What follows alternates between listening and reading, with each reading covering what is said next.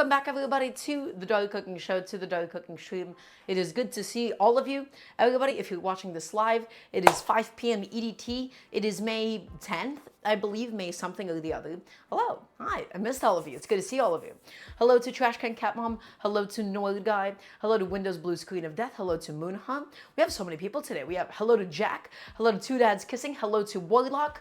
Hi. It's good to see all of you. I'm sorry if I missed anybody. I'll say hello at some point or another. Also, to New Tim 51 for the Prime sub. Thank you very much. Welcome on in. Hello to John Dahlia as well. It is always a lovely day when we have John Dahlia in chat as well. Also, hello to Thickwid. Is that how I say your tag? I think so. Like liquid, but it's thick. Thickwid. I'm going to guess that. Okay. So, everybody, welcome on in. It's good to have all of you today. I'm really, really excited about today's show.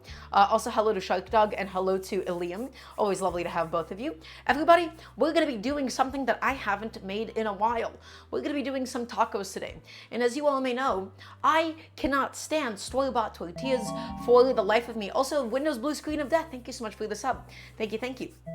I cannot stand store-bought tortillas, the rubbery, specifically corn tortillas, the rubbery, they have so many different kinds of preservatives, they have so many different kinds of things in there that you don't necessarily even want to be eating, and the quality of it is so much worse. It's not pliable, it's not soft, you're not getting the full flavor of the corn. And this is one of the things that I think everybody should be making at home. And I'm going to walk you through how easy it is to make your own homemade corn tortillas. Everybody, for homemade corn tortillas, all you're going to need is a little bit of nixtamalized corn flour. So you can't just use any kind of corn flour. It has to be specifically nixtamalized corn.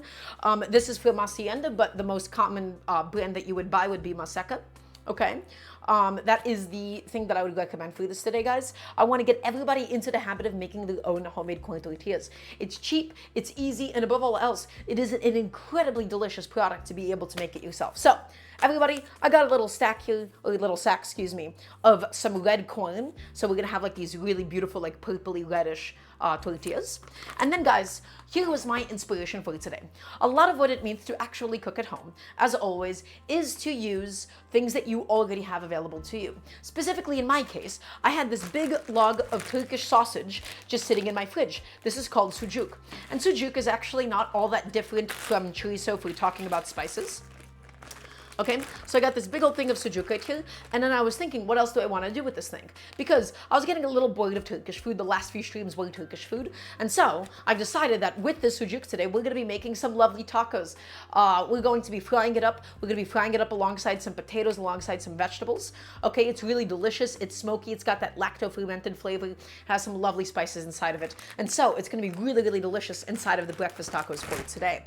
Additionally, my other inspiration for today, and why I even went with tacos to begin with, is the fact that I have a bunch of cilantro. I have a bunch of cilantro just sitting in my fridge, and so we'll be both garnishing the tacos with it today, as well as making a lovely cilantro lime crema, my friends. We're going to be blending it down with some sour cream, with some lime juice, okay, with some jalapenos as well. And it's one of my favorite ways of getting rid of a bunch of cilantro whenever I have some left over.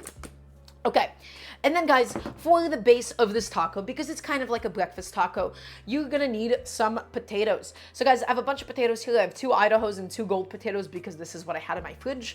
And I'm gonna walk you through how I wanna prep them. I have an onion because you gotta have a little bit of onion, and we have some garlic here as well. And then spice-wise, this is where things actually get a little bit interesting. So let's walk you through everything that I have here. So this is all going to go into the filling, into the potatoes and sausage. So I have some cumin, okay, so pretty standard. I have some oregano, and then I also have some coriander seeds. The one that's a little bit different, and the one that is not necessarily, indigenous to Mexican cooking, is some Aleppo pepper. So I have a bunch of Aleppo pepper here. This is used, of course, all the time in Turkish food. It's going to add a really, really nice flavor. It's going to add in that really delicious chili flavor. It's going to add in a little bit of spice as well. And so I thought that it would be excellent in this context. Because, guys, one of the coolest things about cooking is that there are ingredients that between cultures can be actually quite interchangeable. Things like chilies, for instance, are one of them. I'm thinking about like 3 big cuisines that use a lot of different chilies, right? I'm thinking Indian cooking, I'm thinking Mexican cooking, and I'm thinking Chinese cooking. And so between them, you have kind of like the same idea of like, okay, there's a fruity chili and there's a spicy chili. This is somewhere in between. This is a somewhat fruity one. It still has a little bit of spice to it. And so it's still going to be really, really delicious inside of this, especially because we're already using the sujuk. Okay, so that should be the base of my ingredients. I also have some cheddar cheese because I was thinking, guys, we're gonna make some potatoes, we're gonna make some sausage. Let's fold some cheddar cheese in there. We're just gonna grate it up, we're gonna shred it up, and we're gonna mix it inside, and then we'll have a really delicious filling. So it'll be potatoes, and then we also have, of course, a little bit of bell pepper and some jalapenos. One of the jalapenos will be used for the cilantro crema, and then the other one will be used for the filling. And then this bell pepper will just get chopped up, sauteed, gonna get it nice and sweet, nice and properly caramelized. And that's also going to go into the filling. So, everybody, we have a lot of work that we need to get done. We have to make homemade tortillas completely from scratch. Okay, we have to make the filling, we have to make the cilantro crema. There's a lot of work ahead of us. Is everybody ready for today? I want to hear a nice resounding yes, chef, from everybody watching, please. And thank you, because that would be the perfect time to do so. Also, everybody, if you would like to support the cooking show, if you'd like to support what we do here, you could check out my Patreon. You can either type in exclamation Patreon or scroll down and go into the About section. My goal is to be able to do this full time one day, and so any and all support there would be really, really appreciated, as that's a really nice way to get support directly to me. Okay, guys, let's go ahead, and I'm just gonna go ahead and tie up my hair before we begin for today. And let's have a little sip of water. I had hiccups earlier, so hopefully I don't get hit with it again. Also, Soft X99, thank you so much for the Prime sub. Thank you, thank you. Okay. Also, Grimpy Coffee, welcome on in. It's lovely to have you. Okay, so everybody, we're going to begin today by making the dough for the corn tortillas. And so, it's all going to, of course, start with a bag of nixtamalized corn. Okay, this specifically is red corn flour that I'm using. This is from my favorite brand, Hacienda, although any nixtamalized corn will do, and you will typically find it in supermarkets under the brand Maseca. Everybody, I need your full attention for this. I need your full attention for this. I need to hear a nice resounding yes, chef, from everybody watching. I want you all to get into the habit of making corn tortillas, not flour tortillas, and let me explain to you why. Corn tortillas, when you buy them in the store, they're stale, they're rubbery, and they're a little bit dry. That is not what a corn tortilla should be like. A lot of people, they grew up, especially like, I don't know, let's say they just grew up in an American household and it was taco night, and one night, the mom decided to go and buy a stack of corn tortillas from the supermarket, and they were cold and rubbery and dry. Store-bought corn tortillas can and will always suck. But here is the amazing part, my friends. Making your own tortillas is incredibly simple. Now, typically, making dough at home is something that I hate doing. Okay, because you have to be a little bit precise with the ratios, you have to be kneading it, you have to develop the gluten, and then you have to roll it out on a big surface.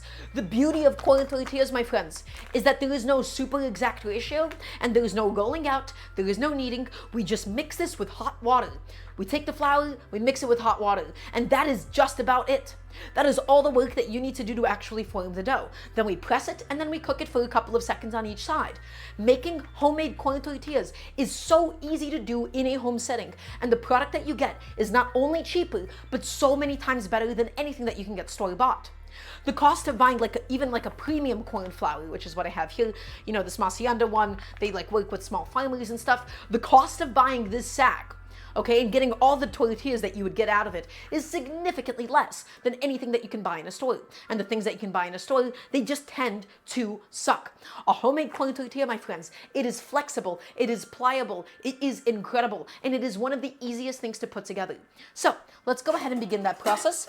And we're going to begin with a bowl that is slightly too big. Okay, and the reason why we need to begin with a bowl that is slightly too big is because we want comfortable space to be able to knead and mix everything. So all that we really need to do, everybody, it's going to be so simple. Okay, just stay with me for a second. I'm just going to grab a little cup, and this isn't even a measuring cup. All I'm doing is I'm grabbing a teacup, and as always, if anybody has any questions whatsoever, it can be about this dish, it can be about something else, okay?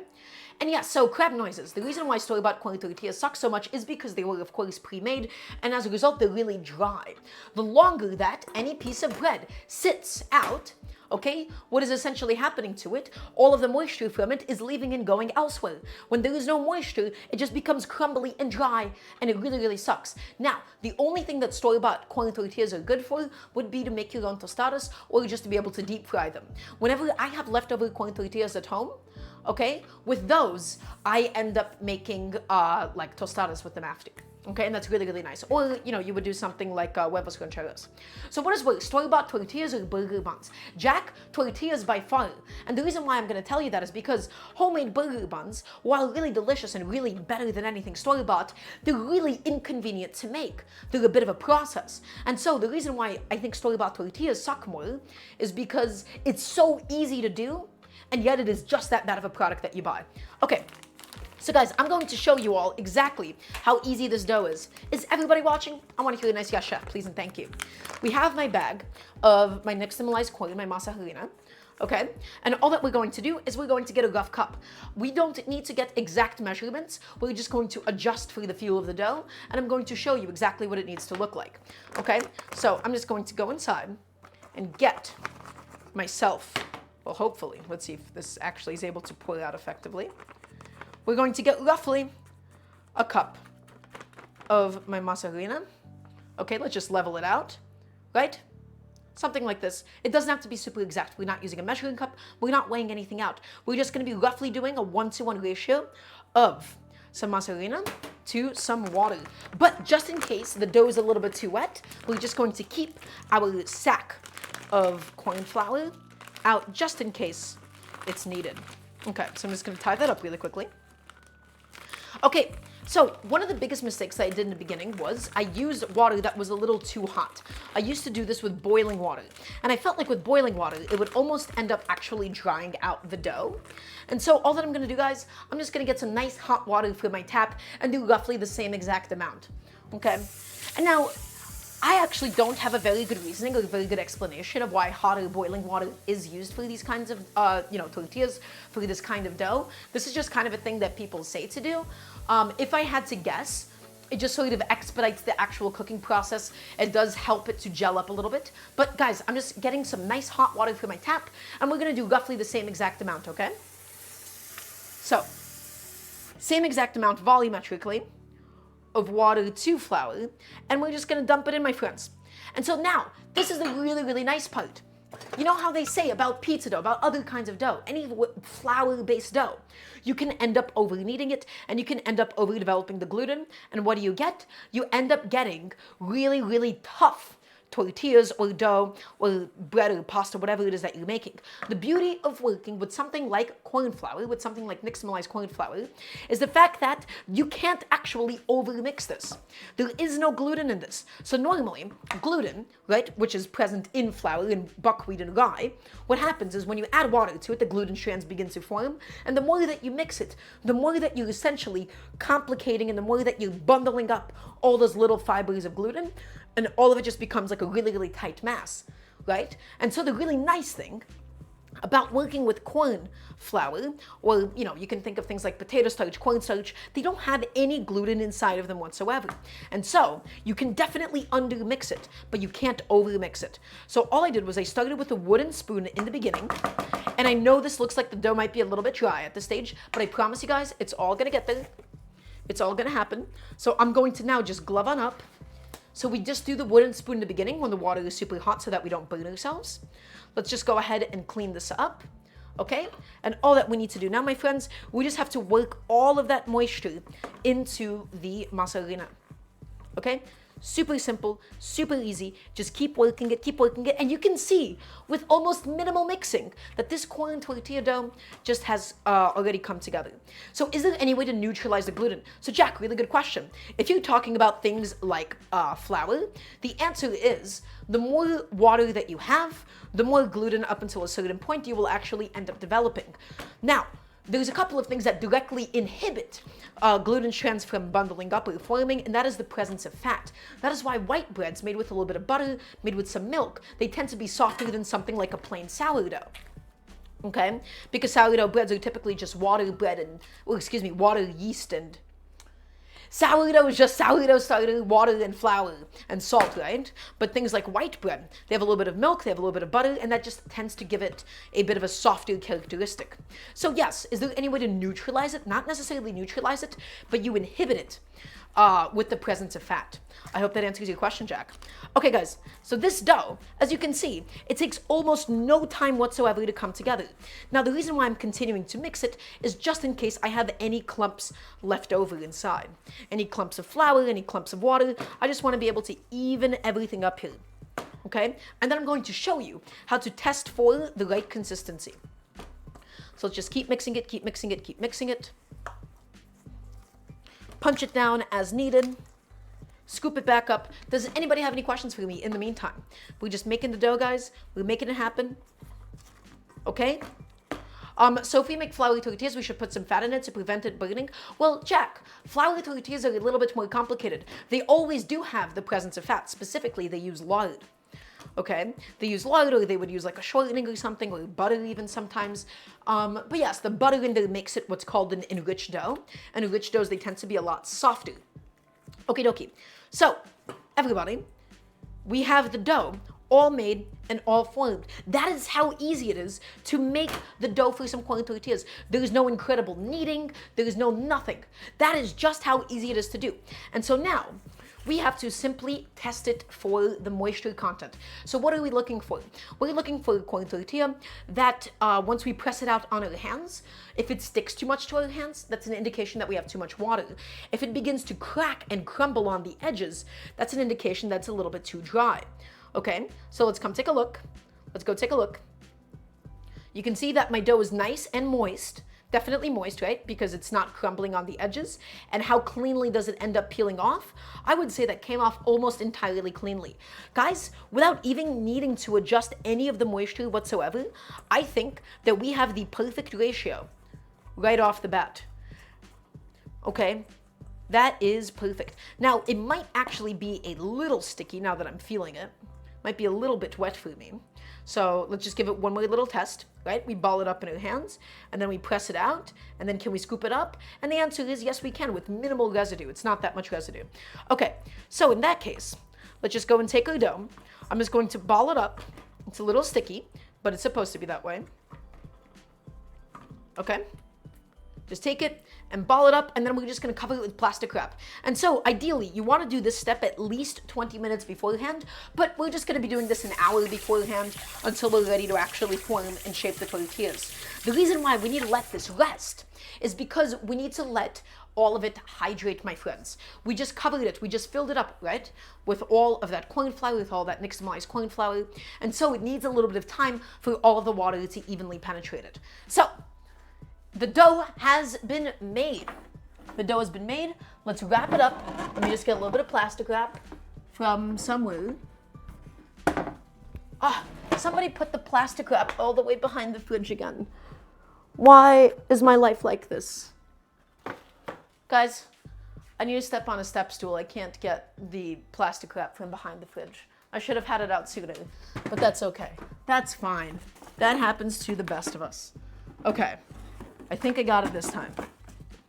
Okie dokie. Plastic wrap has now been officially acquired, and we have to wrap it in plastic wrap just to make sure that it does not dry out before we're ready to use it all. Okay, what is happening with this plastic wrap right now? I have no idea where to find the opening. Is that it?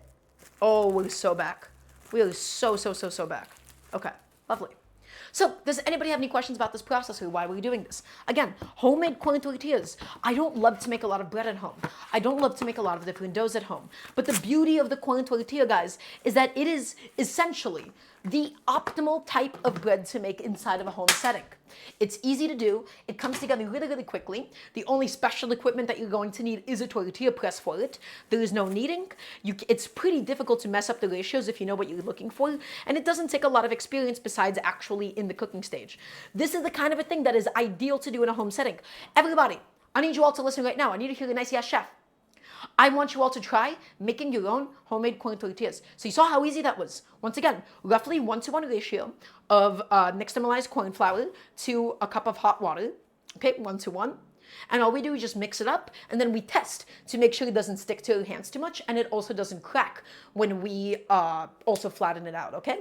So we wrapped it in plastic wrap. We're just going to go ahead and let this bad boy rest until we're ready to use it, but at least 15 to 20 minutes or so. And I'll set that behind me. Okie dokie. And in the meantime, guys, I'm just going to go ahead and get rid of a couple of things, and then we'll move on to everything else that we need to do today. Because remember, this is a home cooking show above all else. We have to clean as we go, guys. We have to clean as we go. We have to get it all done. Just to make sure that we don't end up with a big mess at the end of the stream. Okay. Here you go. I'm just washing off my spoon. And into the dishwasher she goes as well. Awesome. Okay. Close that, turn that off. Very cool. And I gotta set some water to boil because we have to talk about everything else that we need to do today.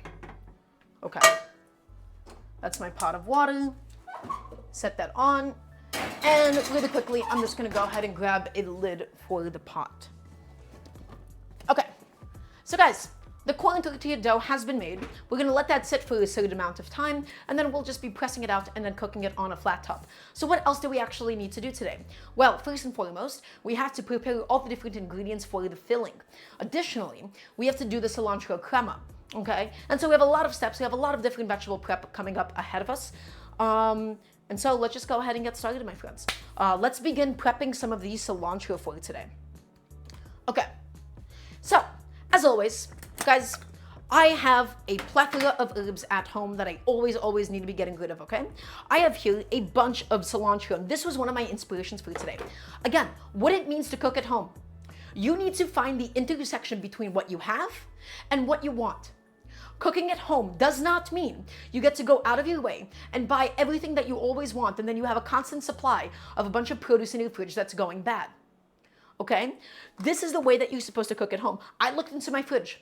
I looked at my fridge and I saw that I had a bunch of cilantro. By the way, a really nice way of keeping cilantro fresh, in a container, little paper towel, and then you put your fresh herbs inside. Things like basil, things like tarragon, things like parsley, or in this case, things like cilantro, okay? So, a bunch of cilantro. We're going to need the cilantro in today's crema. And then we're also going to need some cilantro for actually garnishing the tacos themselves. So let me just go ahead and get a little bit more out. Something like that I think will be good for us. Lovely. And I'll just set this back in and put this into my fridge. Okay.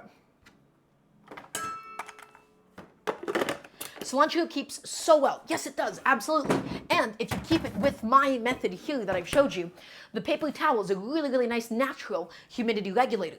If it's too wet, the cilantro begins to turn a little bit brown. If it's too dry, it just, withers and turns yellow. And then your cilantro is also a little bit out of date. Okay, so in my case today, guys, we're gonna be actually using the stems and all for the cilantro crema. And the reason why we're using the stems and all is because it's all going to end up getting blended up anyhow. The only thing that I really want to do here, though, is I want to just pick out a couple of the leaves, and then some of those leaves I'm going to be keeping for, just for garnishing purposes, because you can't have a taco without a cilantro garnish. Now, that was the root end of the cilantro.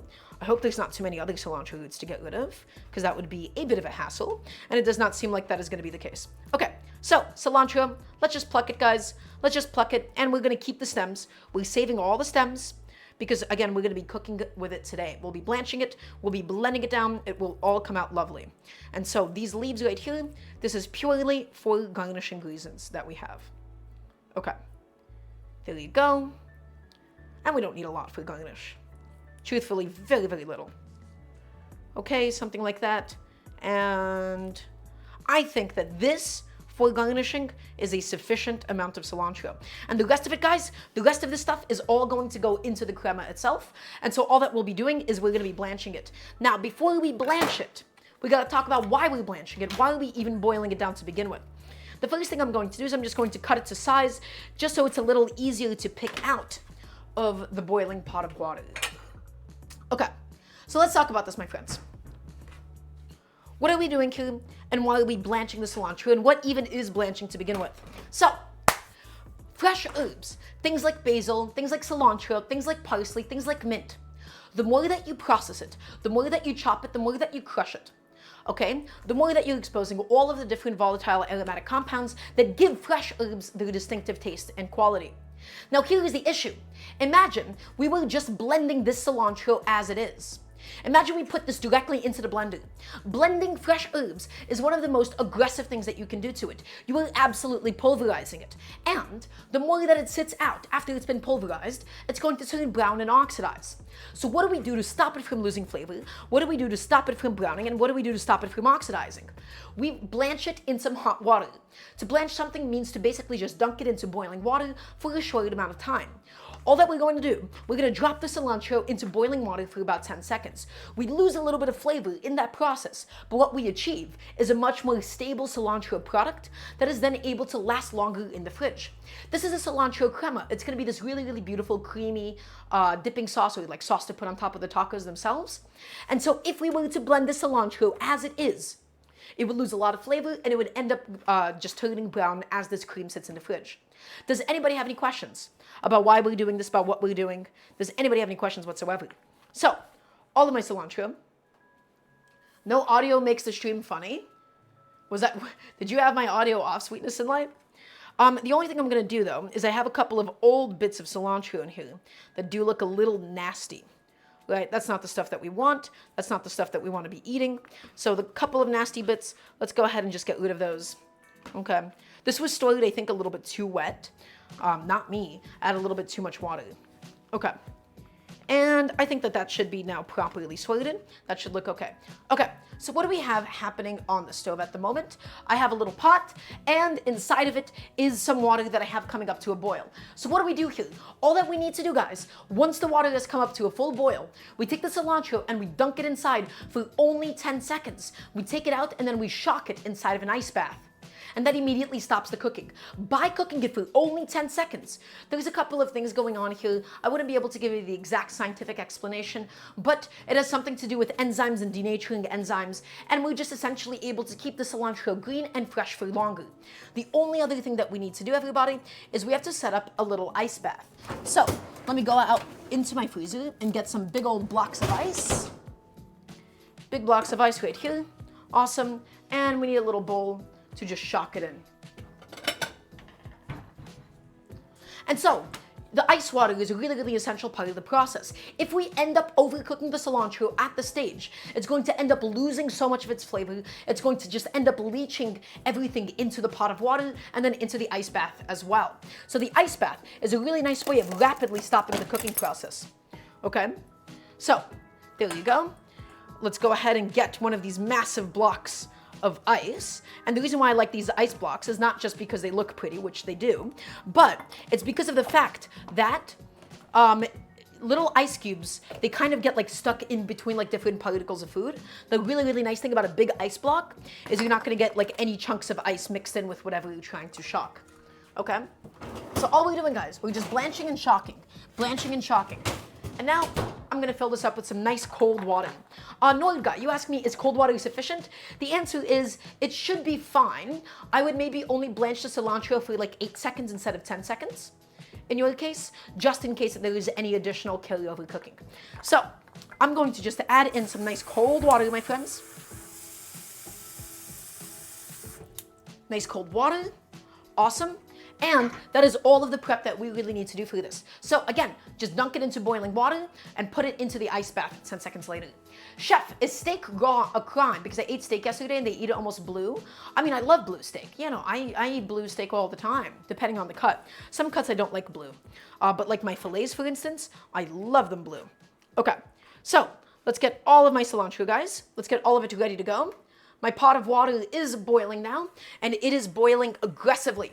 And all that this is going to need, I want to emphasize this again and again, this only needs 10 seconds. Can I please get a yes, chef?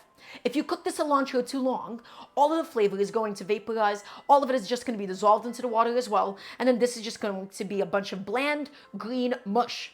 10 seconds only. So, in it goes, 1, 2, 3, 4, and we're agitating it, 6, 7, 8, maybe like 11 seconds, 9, 10, and 11. And we scoop it all out at once, and into the ice bath it goes, guys. Take it all out, and into the ice bath it goes, and agitate it when it's in the ice bath so it doesn't hold on to any of the hot water.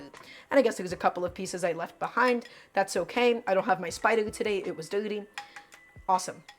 And there you go. That's all that we really need to do for the cilantro, guys. June 27th special stream. I don't know what's on June 27th. What's on June 27th?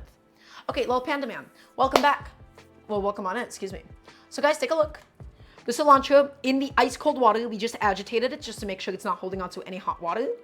And that's all that we really needed to do. It just shrunk up. It lost a lot of its volume, but this way it's going to remain nice and beautiful and vibrant and green, my friends. Okay, and so we'll just have this chilling out in an ice bath until we're ready to use it for today. That is just how easy it is. That is how easy it is to blanch it, and I promise you guys, this is ideal for sauces, for dressings, anytime that you want to blend a fresh herb.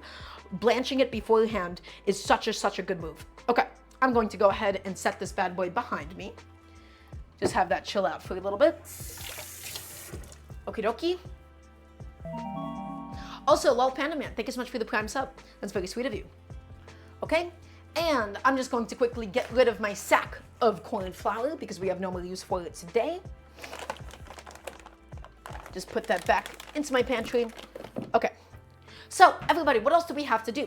Well, we have a bunch of vegetable prep to get done. We have a lot of different prep that we need to actually do for the final taco filling, okay? So this cilantro I'm going to set behind me as well. I'm going to make a little bit of space. I'll put the sour cream behind me, and into the fridge it goes. Very cool. And I'm still going to need this pot later on, and I'll just dump out all of the water in it. Okay, awesome. So, guys, let's get some potato prep done. So I have a variety of potatoes here. I'm not going to use all of these potatoes for today, but these potatoes, they're going to be constituting the basis of the filling. This is going to be the heart and the soul of the taco itself, right? Because you gotta have a breakfast taco. It's gotta be like some mixture of like potatoes and sausage and meat. So let's talk about what I actually wanna do with these things.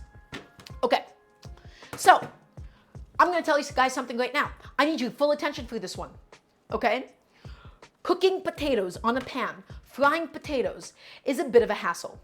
It's a bit of a hassle, it's a bit of a headache sometimes. And the reason why it's a bit of a hassle, the reason why it's a bit of a headache is because getting a potato fully cooked through while the outside nicely golden brown without it burning, it takes a lot of time, a significant amount of oil, and it's just incredibly inconvenient. So this is something that I really advise people to do at home, which is to pre-boil the potatoes. We give the potatoes a bit of a pre-cook. So why do we do this? This is something that's really nice to do in a home setting. Let's say you have a bunch of potatoes, you just want to be able to use them up, you're going to start them off in cold water, you're going to give them a bit of a pre-boil. They're not going to be fully cooked, but then you can just keep these potatoes in the fridge itself, and whenever you want to fry some potatoes, let's say you want to do a breakfast hash, let's say you want to just have like some pan-fried potatoes, let's say you want to do something like diner-style potatoes. Having those pre-boiled potatoes is really nice, okay? Because it just really speeds up the cooking process. Otherwise, pan-frying potatoes, it can be such a hassle. It can take so long. Okay, so really quickly, we're not going to do a lot of processing to these potatoes at all. And the reason for this is because if we were to start chopping and cubing it up to the final size that we actually want it now, it's going to end up overcooking more on the outside, okay? And the potato is going to end up soaking up a lot of liquid inside of the pot itself. So I'm going to be intentionally keeping these potatoes whole. The goal is to not get them fully cooked through at this stage, but the goal is just to get them a bit of a head start. So all that I'm going to do, you see this is my smallest potato here, and this is my largest one. We're just going to cut everything to roughly the same size as this little guy. So I'm just going to take this potato and I'm going to slice him in half, but we're not going to chop it any more than that. Only after it's boiled will we chop it. Okay, because if we chop it all now, it's just going to become mush. The goal, again, is not to get this potato fully cooked. The goal is just to give it a bit of a head start, okay? And the more surface area that it has, aka the more that we cut it, the more that we chop it up, the more water it's going to soak up, and the more it's just going to fall apart. My goal is not for this potato to fall apart at all, okay? So, here's all of my potato, guys. And the only thing that I'm going to do now is we're just going to go through this and inspect it for any eyes. Any little eyes, we'll just go ahead and clean up now, right? Any little bits that don't look like they should be there at all, we'll clean up this potato. And the potato will get peeled after it has been boiled, so that's not a concern. Okay, I've already just pre-scrubbed these potatoes. I'm just taking out the eyes, just cleaning up this potato, and getting it to be a little bit more ready to go. Okay, that's one. And again, we're just going through each of these. We're using a little paring knife. This is why having a little paring knife is really nice, guys. It just really lets you clean up vegetables. It really lets you clean up potatoes. Got a little something over here I want to get rid of. Awesome. What else? We'll go right here. These potatoes are quite good. They don't have a lot of eyes. These actually look quite nice. And there is no specific reason why I'm using a variety of potatoes here. I'm just using this because this is what I already had at home. And I don't even think I'm going to be using all these potatoes today. I just wanted to give them all that pre-boil and see what else we can do with them maybe later in the week. Okay. And just continuing just to trim up all of my little potatoes. Does anybody have any questions for me at the moment? What is something you do, chef, with the peel of the potatoes to reduce waste? Jack, I don't. I don't really do anything with them. Ideally, I would be composting them. Now, what would be really nice would be to like deep fry the potato skins because they get really nice and crispy and delicious. But the issue is I don't really like deep frying at home. So, what do I do with the potato skins? I kind of just throw them away, Jack, I'm afraid to say. So again, we're just going through this. We're not peeling the potato. We actually want the potato skin to protect the flesh of the potato so that it doesn't become overcooked or anything. Okay. And there you go. That's all that. And let's see if this guy is going to need any eyes dug out of it. And the answer is it's just going to need a few. Ooh, this part looks a little bit blue. That's a good indication that there's a little something inside for us to do. Ooh, hello. A little something inside for us to dig out. Kind of poked myself there a little bit. But it's okay, we'll be safe next time. Okay, that seems to be okay. And there you go. Just gotta clean this one up. And I think this should be okay. And guys, we're going to peel it after it's been boiled. It makes it a little bit easier. Okay, so all that I'm going to do is I'm just going to add this into an empty pot. And this is really, really important. Okay, this is where I'm also going to need all of your full attention. Ooh, this pot might be a little bit too small. Okay. So I'm going to take this and I'm going to fill this up with some nice cold water, and we'll talk about why we're filling it up with cold water, why do we start it off in cold water and not hot water. So fill this up, guys. It's just going to take 1 second. Please forgive me. This pot might have been a little bit too small in retrospect, but that's okay. It's kind of overflowing, but it'll be fine. I promise. Okay. So everybody, let's go ahead and let's look at my lovely little pot of potatoes. Let's go to the stove and let's talk about this really quickly. Also, whoa, my polarizing filter. We gotta fix that. Awesome. Okay, so here's my 2 potatoes. We have 2 Idaho and 2 gold potatoes. So why am I using Idaho and gold potatoes? Because those are the potatoes that I already had at home. Now, if you were to go out and buy some potatoes for yourself, the only potatoes that I would explicitly not buy for this specific dish, I wouldn't buy red potatoes, and I wouldn't buy like little waxy potatoes. I wouldn't buy like fingerling potatoes because those potatoes, they tend to be considered less starchy. Okay, they don't get nearly as crispy, and they're like a little like too dense. Okay, we want to have a really, really nice crispy filling on the inside. We want these potatoes to fry up beautifully. And so Idaho's, russets, gold potatoes, so on and so forth. So we start these bad boys off in cold water, and we make sure that the water is never past boiling. I think I should get a slightly bigger pot because this potato is kind of sticking out and it's just not fitting inside that well, at least. Maybe I can find a way to shove it in a little better. Something like that. Okay, not ideal, not perfect. So, you know, do as they say and not as they do. But okay, so why do we start this off in cold water? Well, potatoes are thick, everybody. If you were to start these massive, massive chunks of potato in boiling water, in hot water, you're going to end up overcooking the outside, turning it into mush before the inside could possibly be done. So we start them off in some nice cold water, and we make sure that the water is never past a very, very gentle bubble. Again, the thicker of a thing that you're cooking, the thicker of a piece of meat, the thicker of a vegetable, the thicker of, you know, even in this case, something like a potato, the lower and the gentler your heat needs to be. We don't want to fully cook these. We don't want these to be so soft that they're falling apart. We're just going to give them a bit of a pre-boil. We give them a pre-boil. We're going to cook them maybe like 10 to 5 minutes when it does come up to like actually start bubbling, and then we'll take them off and then we'll peel them up. Okay, that is all of the work that these potatoes are going to need. And you could theoretically salt this water. Because of how thick these potatoes are, they're not really going to end up absorbing that much salty water to begin with, so I don't think it's that necessary. So, does anybody have any questions for me about why we're doing this, about what we're doing? If not, we will just move on. Why is this so amazing? I'm genuinely invested. Well, welcome to the best cooking show on Twitch. I'm here to answer any and all cooking questions. I am here to teach you all what it means to cook at home, because that is my passion. That's what I want to do. Okay, so if you have any cooking questions whatsoever, it can be about this dish, it can be about something else. You can also type in !menu if you would like just to get a refresher on everything that we're cooking today. Completely unrelated, can I ask for some suggestions for what to put in Vietnamese spring rolls? I bought some rice paper. So if we're talking about Vietnamese spring rolls, we're talking about the ones that typically have like boiled shrimp inside. You would typically do a filling of vermicelli noodles, vermicelli, shrimp, and then maybe like some cabbage or lettuce.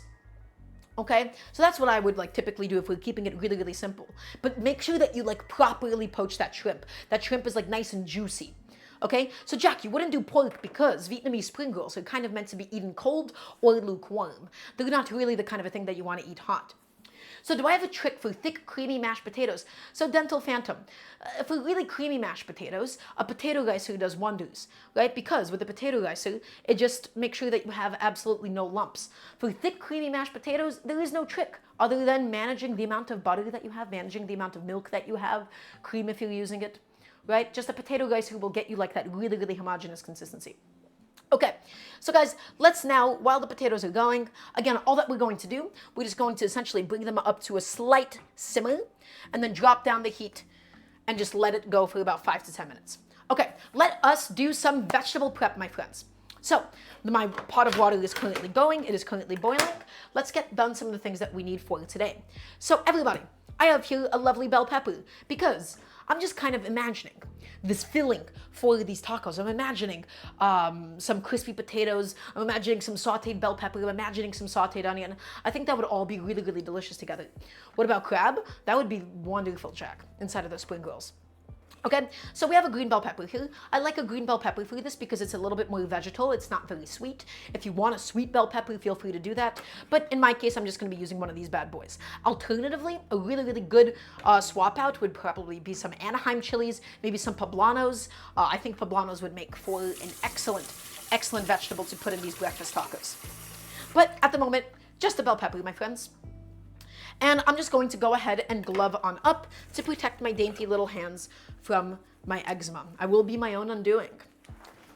Okay, let's go ahead and glove on up. So everybody, here is the method that I don't want you doing.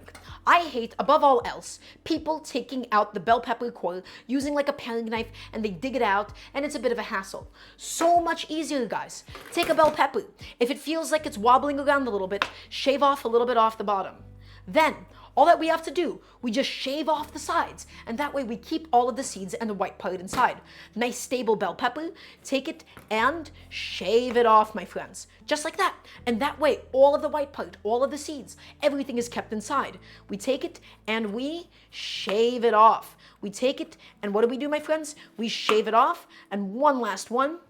Take it, take it, take it. This one doesn't even need to be shaved. And guys, look at what we're left with. All of the seeds, all of the white part, all of it just gets thrown away, and we are left with these perfect bell pepper planks. That is the beauty of doing that shaving method. Okay, so that's what I want all of you guys to do with bell peppers.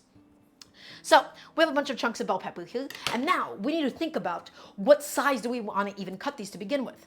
Okay, so the size of which that you actually end up cutting them does matter, because this is going to be going into a taco. If you want massive chunks of bell pepper, it's all just going to end up falling out of the taco.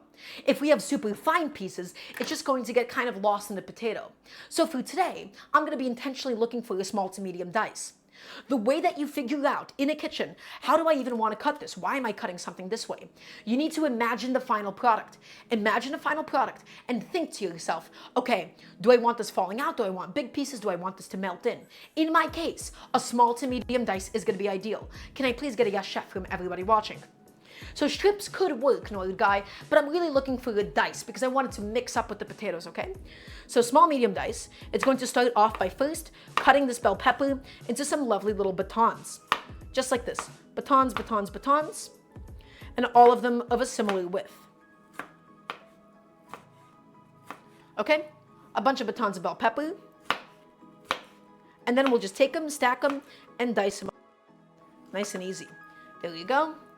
And This one as well, awesome. And now guys, to actually get a dice out of batons, you need to make sure that you're not taking too big of a handful at once. You need to learn your hand size, get comfortable with it, okay? Because I know this amount of bell peppers is good for my hand. If I start overflowing this, it's all just going to start spilling out. And that is not what I'm looking for, okay? So, little stack of bell peppers, and we're looking for a small to medium dice. And also don't forget that these are going to shrink up as they cook a little bit too. As we cook the water out, as the texture of the vegetables does end up collapsing, it is just going to get smaller. Also, Devil's Foods, thank you so much for the sub. Thank you, thank you. You started treatment for eczema? Well, I'm happy to hear it, Jack. So guys, just take it and dice it up. Small to medium dice. You don't have to be too perfect with it, but this is kind of what I'm looking for, okay? Just something that will be able to properly fit inside of a taco. Okay, and let's just take it. And we're going to probably end up producing a lot more filling than I actually have tacos today, but that's okay because this kind of a filling just so good the next day as well. So all my bell peppers, guys, dice them up, dice them up, dice them up. Nice and simple. And here's my last few. Get them, stack them up, and chop them up.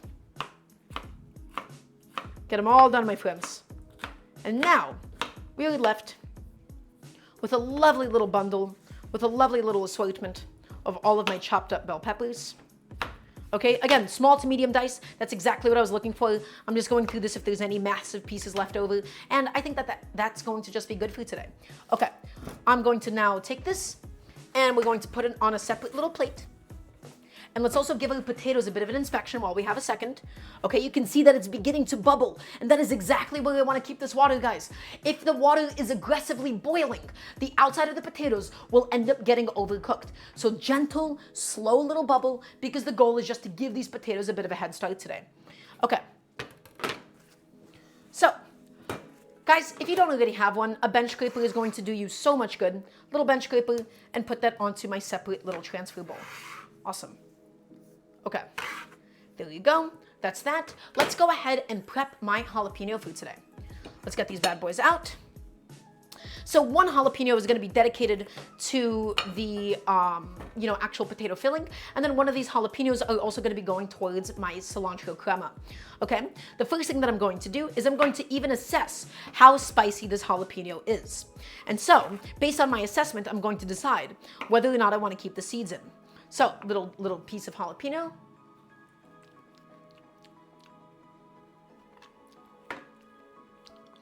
Honestly, not that spicy at all today. Let's also check the other one that I'm using.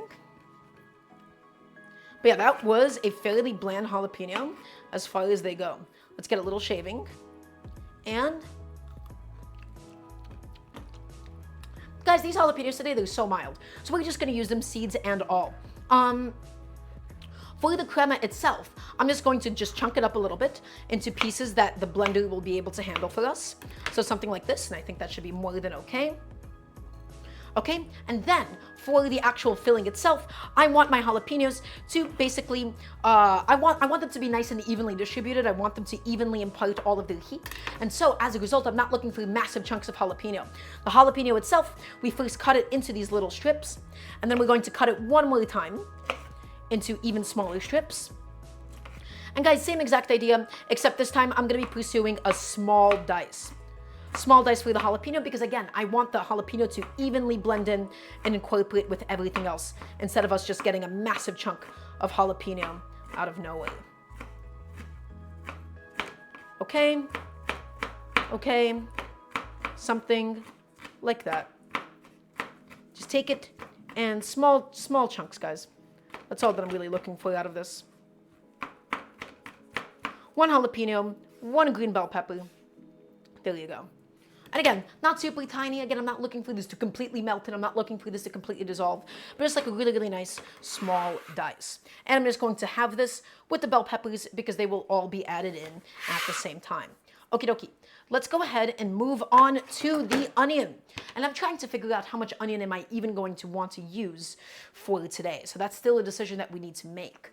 I want to use 3/4 of this onion, I'm thinking, because it would make a lot of filling if I would use this. Let's do the whole onion.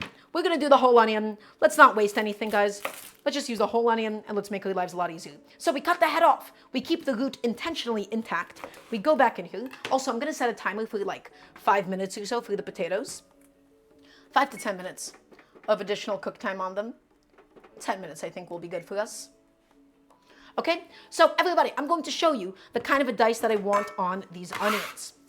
So remember, the way that you cut them, it's always going to end up being a little bit smaller because onions significantly shrink as they cook. Their cells collapse. You evaporate all of that liquid, so they get a little bit smaller. So you want to cut them a little bit bigger than your final envisioned product. How do I decide on what kind of onions to use? So really good question, Thickwit. And the answer is, I use red onions when they're pretty.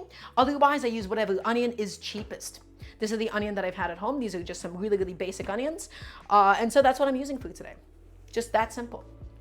But in general, almost all alliums are fairly interchangeable. Leeks, shallots, onions, red onions, sweet onions, Vidalia onions, they all taste slightly different and they all have different things to bring to the table. But at the end of the day, use whatever is just best available around you. Okay guys, so 2 onion halves. We're going to go ahead and pursue a nice medium dice on these bad boys. Okay, and in order to get said medium dice, here's what we're going to need to do. We'll be doing the onion fan method. The root of the onion is attached. The head has been cut off. We make a bunch of parallel incisions down the length of the onion, down the length, down the length, down the length, okay, until we have achieved the onion fan. And now that we've achieved the onion fan, okay, all that we're going to do is just get it into a nice medium to small dice. Just like this, guys. And the root of the onion just keeps it all intact so that nothing spills all over the cutting board. Okay, so take a look. All of my onion, this is the kind of a cut I'm looking for. A nice medium dice, nothing too crazy. I'm just going to take this and scoop it up and put it onto my plate with my bell peppers and jalapeno. Okay, bell pepper and jalapeno plate. Awesome, in it goes.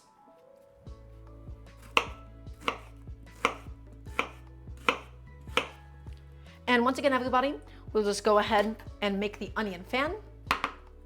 And we just cut, cut, cut, cut, cut all the way through. Lovely. And that is all the onion that we're going to need for today, prepped and ready to go. Okay. So guys, what have we done so far? Well, we've chopped up the jalapenos, we've chopped up the bell peppers, and we've also chopped up the onion. And I want all of this to just give a filling a little bit of, a bit more of a vegetal note, just to give it some more flavor, so it's not just straight potato and meat. But bunch of onions, bunch of bell peppers, bunch of jalapenos. I'm going to go ahead and place that all behind me, all into the past. Okie dokie. So what else would I like to do for this today? Let me just clean up my station a little bit. A bench scraper is really, really nice just to clean up anything that could be stuck to a cutting board. Let's go ahead and inspect the potatoes. So again, we are not looking for these potatoes to be fully cooked through or anything. We're not looking for these potatoes to be falling apart. We're just gently cooking them. And you see how much this is already boiling? I would say that that is even too much of a boil. So we're just going to slightly lower the heat. We're going to keep the lid on. And in total, we're just going to simmer it gently, whole potatoes, for about 10 minutes. We'll take it out. We'll run it under some cold water. And in the meantime, we can continue doing all of the prep that we need to get done for today. But first, I'm going to have a little sip of water. And does anybody have any questions for me in the meantime?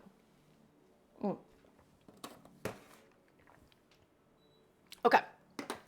Let's continue prepping. Let's continue getting done all the different things that we need to do for today.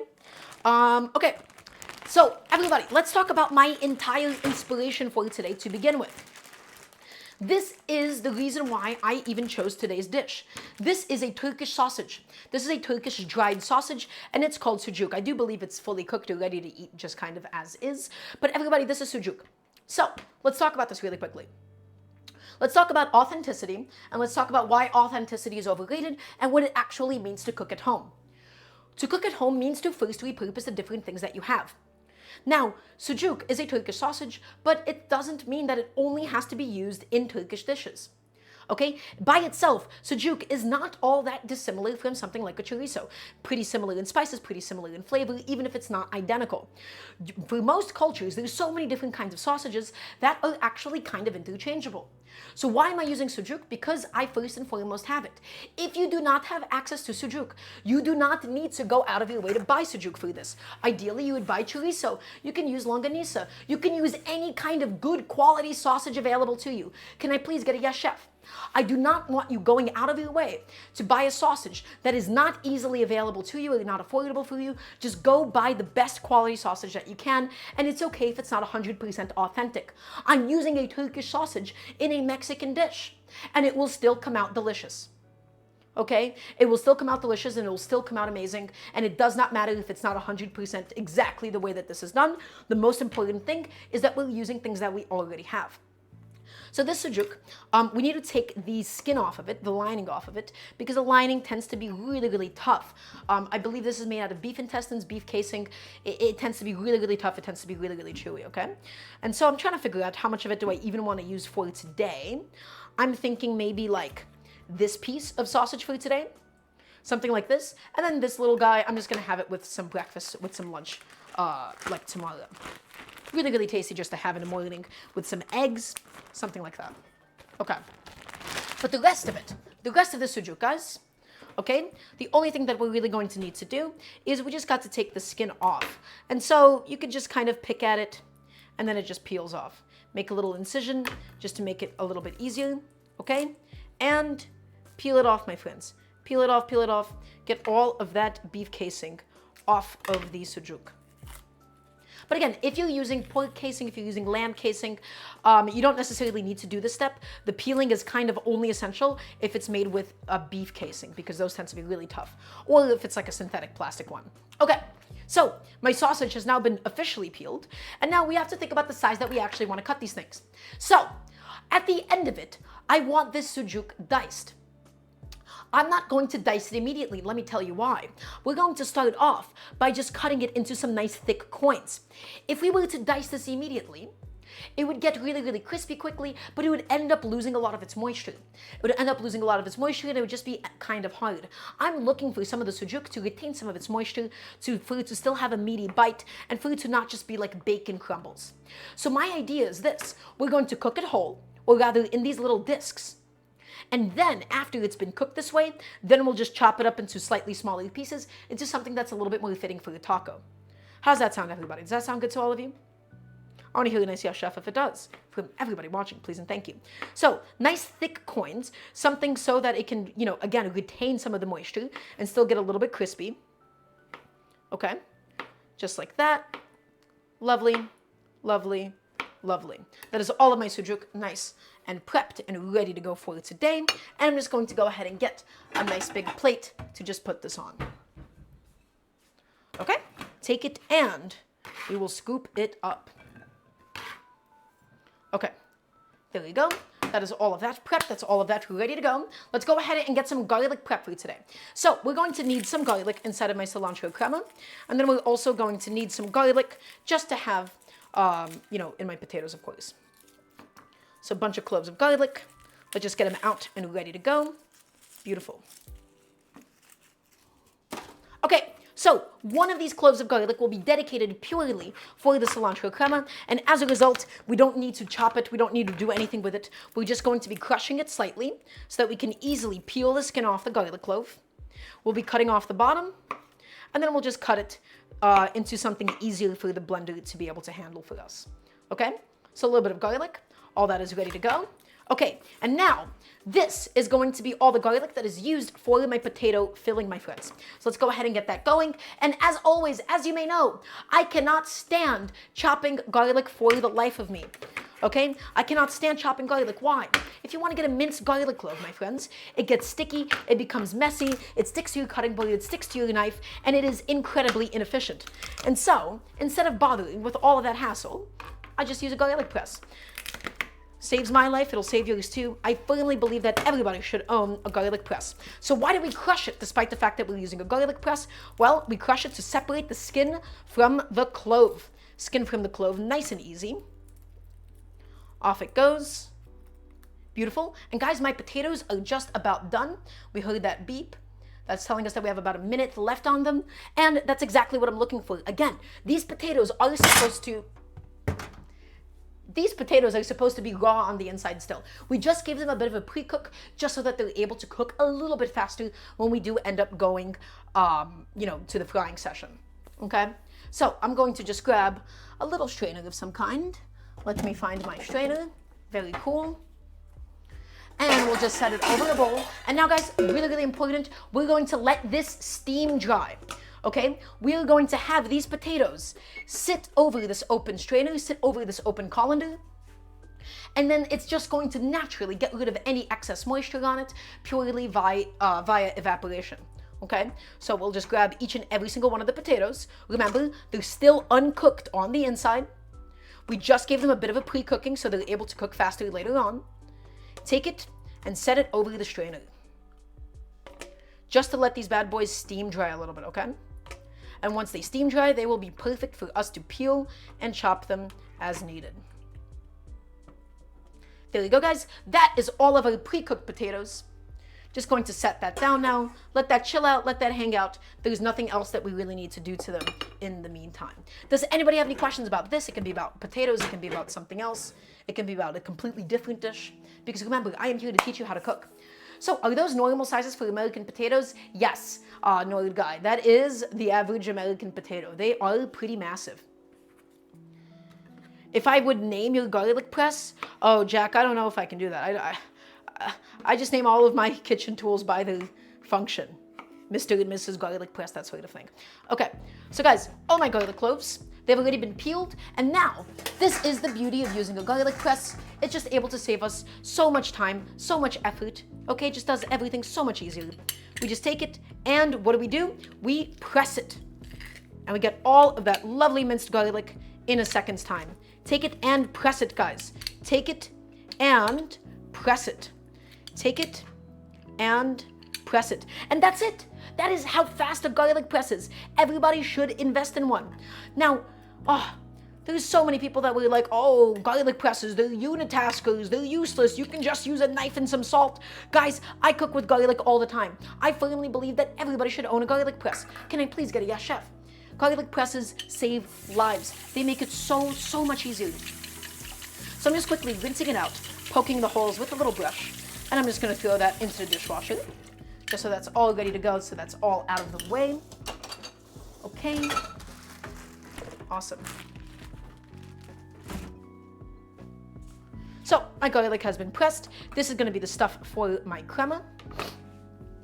And speaking of which, it's actually time for us to, I think, juice some limes, and we'll continue getting all the stuff for the crema going.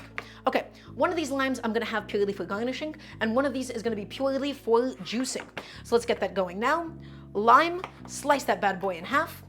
Okay, a little condiment cup, and as you all may know, one of my favorite kitchen tools again and again and again will be my citrus press. Guys, citrus presses, they make such quick, easy work out of juicing citrus because your hands aren't really strong enough to get like the full proper squeeze that you want, and citrus presses protect your hands from the acidity.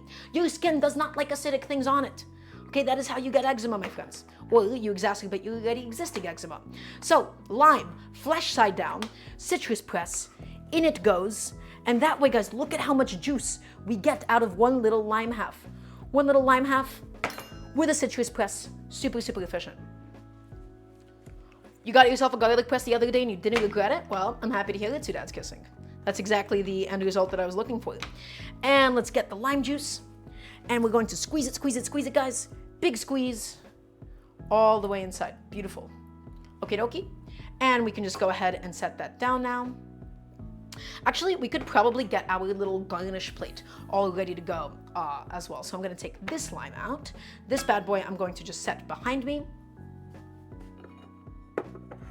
Okay, this is my cilantro here. So we'll just get my little garnish plate ready to go ahead of time. Okay. Garnish plate. This is just going to be to finish off the tacos because you got to have cilantro, you got to have some sort of an onion. Okay, cilantro, all of it stems off. All that we're going to do, my friends, is we're just going to slice up Mr. Cilantro. We're going to take it, hold it like a little baby bird, and we don't chop it. We just gently slice it. This cilantro, not the freshest in the world. It's a little old at this point, but even then, we're being gentle, we're being delicate, and we are just slicing it all the way through. And we're just going to pile it up. Ugh, this cilantro is a little gnarly, isn't it? Not the best, but it'll still be delicious as a garnish. Okay, as for Mr. Lime, I'm just going to use half of it. And half of it I'm going to cut like this, and then into little sections intended for each taco. There you go. And then into thirds. Beautiful. And I'm gonna put this lime half away as we have no more use for it at the moment. Okay, guys, and last but not least, typically you would garnish a taco with what? You would garnish it with red onions or so. I have some scallions here that I wanted to use up, so let's go ahead and get some scallion greens instead. Let's get some of my lovely little scallion greens, and we're not gonna need too many, although you can't really have too many scallions. But I think this much should do it for today. And so, I want you to think about the way that you want your scallions to look on top of your taco, okay? I want you to really think about the structure of it. The first thing that we're going to do though, is I'm just going to get rid of some of the dried off parts, some of the older parts. This isn't the freshest scallions in the world. Okay? We don't chop it. That's right, Jack. We only slice it. We exclusively slice it. And so all that I'm going to do, not a super aggressive bias, okay, but a slight bias, because it would be too much surface area if we did it like this completely. So slight bias, and we're gonna do thin, thin, thin, thin, thin, slice it, slice it, slice it. Not chop it, guys. We're not chopping, we're not raw chopping, we're not rolling it. We are slicing. And I wanna get these lovely green little shrapnels of scallion. That's exactly what I want it to look like, my friends. And as thin as you can go, as thin as you can go. Because we don't want those onions to be too pungent. We don't want them to be too harsh or anything, okay? So just keep slicing, keep slicing, keep slicing, keep slicing. So why not chop? Oh, Veha, you asked me an amazing question. So why do we not chop here? Let me explain to you why. Here is a knife. Here is a knife. When you chop something, you use a very small portion of its surface area. It cleaves and it crushes and it pops out and it doesn't actually go straight. When you chop something, your knife slips out that way. You're using a very small portion of the surface area and you end up crushing more of the vegetable than you need to. A slice uses the full, sharp surface area of the knife. It's a lot more gentle and you're able to get a nice straight cut that way. So chopping is only reserved for really hard things. Squashes, zucchinis, potatoes, so on and so forth. For everything else, we exclusively slice. And I do mean exclusively. Okay. So all of my scallions, let's just get that onto my garnish plate. All of that ready to go. And I'll just set that aside behind me. Okay? I don't think I'm gonna need my citrus press for anything else today, so I'll just throw that into my sink. Okay guys, what else do we need to do? I believe it is time for us to actually get blending and make this crema. So again, why do I really love doing the cilantro lime crema with jalapenos? Why do I love doing it? It is such a good way to use up a bunch of old cilantro, and it's just nice to get something that's not just plain old sour cream. Okay, it goes so well on breakfast, it goes so well on sandwiches, it goes so well on salads. You can use it as a salad dressing, or in this case, I'll be using it to garnish a taco. So let's go ahead and get my blender station ready in just a second. The first thing that I'm going to do though is just grab my little blender cup. Okie dokie. Would I learn how to make homemade pasta, chef? Jack, the answer is I already know how to make homemade pasta. The reason why I don't do homemade pasta is because, okay, I'm gonna go on food rant. Is everybody ready for the food rant? I want to hear a nice yes, chef. Jack, you didn't do anything wrong. This is just a topic I have a lot of feelings about. Okay. So I'm gonna be honest with you. I'm gonna let down my hair for this one. Making pasta at home in 2024 is a bit of a culinary novelty for most people. It's fun to do. It absolutely is fun to do. You can make it a little project. It can even be like a cute date idea where you guys make pasta together. However, when your first goal is to get food into you, especially inside of a home setting, and you're like, oh, you must be doing fresh pasta, as a lot of food influencers love to do, pasta is a headache. You have to knead the dough, you have to roll it out, you have to flour the surface, and then sometimes you need a really expensive pasta machine to be able to roll it out, cut it, dry it, and then you can cook it. And then actually cooking it and saucing it is a little bit fussy. I think making pasta at home in the year 2024 is a novelty. Now, why was homemade fresh pasta such a thing in Italy? It's because there was an entire job of a woman to stay at home and cook. Unless you have access to, like, I don't know, a housewife, right? Which, you know, not a lot of people really do anymore, and for good reasons, but unless you have access to like a housewife whose entire job it is to cook and clean all day, it is not realistic for most people to be making fresh pasta on a day-to-day basis. Okay? And so as like a weekend thing, as like a novelty thing, as something for fun, something to explore yourself culinarily, it is absolutely amazing. Audio Murphy, watch it. I know that's a bit but even joking misogyny, not the best. But yes, so ultimately, what am I trying to say here? The reason why we won't do fresh pasta on stream is because I'm trying to teach you all home food. I'm trying to teach you all home cooking, something that you can make after work, something that holds really well in the refrigerator, something that you can reheat, something that makes the most out of what you already have. And to me, fresh homemade pasta doesn't actually do any of that. Where can I find a housewife? I don't know. Don't ask me. Do not ask me. So, I wouldn't know. So guys, let's just go ahead and get my little blender cup all ready to go. So remember, we have my cilantro that was sitting here chilling out, quite literally, in my ice bath. Chilling and hanging out. All that we're going to do, we're going to take my cilantro and we're just going to get out all of the excess water from it with a gentle squeeze. Don't squeeze it to death. Don't pulverize it or anything, okay? But just give it a little gentle squeeze, my friends, to get rid of all of that excess liquid, because otherwise it's just going to dilute the crema that we make and it's just going to end up becoming watery, okay? So you have to be really mindful of the total water content. So squeeze it out, squeeze it out, squeeze it out, squeeze it out, and into this it goes. Take it and squeeze it out. Awesome. Okay, that is all of my cilantro. I'm going to go ahead and take this away. But yes, so ultimately, what am I trying to say here? If your goal is to make really good food at home in your like consistent working schedule, making pasta at home is not really worth it. If your goal is to explore and to have fun in the kitchen, well, in that case, you can absolutely go ahead and make some fresh pasta. Okie dokie. So here's what we're going to do now, my friends. We're not going to do all of my jalapeno right off the bat, I think. We're going to do all of my garlic. We're going to do some of the jalapeno. What I want to do is I want to do it with some jalapeno, and then I want to taste how it turns out, okay? And then a little bit of lime juice, not all of it, because remember, we don't want this crema to be too watery. So we're going to do like half of it for now, and we'll see how well that ends up blending up. And last but not least, everybody, we're going to need two more things. We're going to need some salt, like a little pinch of salt or so, because we want this to be nice and seasoned. And then we're going to need some, of course, some sour cream. Now, this isn't, of course, traditional, authentic Mexican crema. This is just some plain old sour cream, but that will do good too. It'll be good. It'll be delicious at the end of the day anyhow. Okay, so let's take some sour cream and let's dollop it in. Let's just dollop in a big old glob. Let's dollop in 2 big old globs of sour cream. I love sour cream so much. I can eat it like yogurt, which might not be very good to do, but I love sour cream. Okay, so guys, lime juice, jalapeno, cilantro, a little bit of salt, and last but not least, sour cream. And now it is going to be time for us to blend it. So let's go ahead and get my blending station ready to go. Nice flat surface. And take this out. There we go. And now guys, all that we have to do, once again, we just have to blend it. I love sour cream. Yeah, I love sour cream, I love milk, I love all dairy products. Okay? And guys, just blend it until it's all nice and creamy and nice and green, okay? Get it going. Keep blending, keep blending, keep blending, keep blending.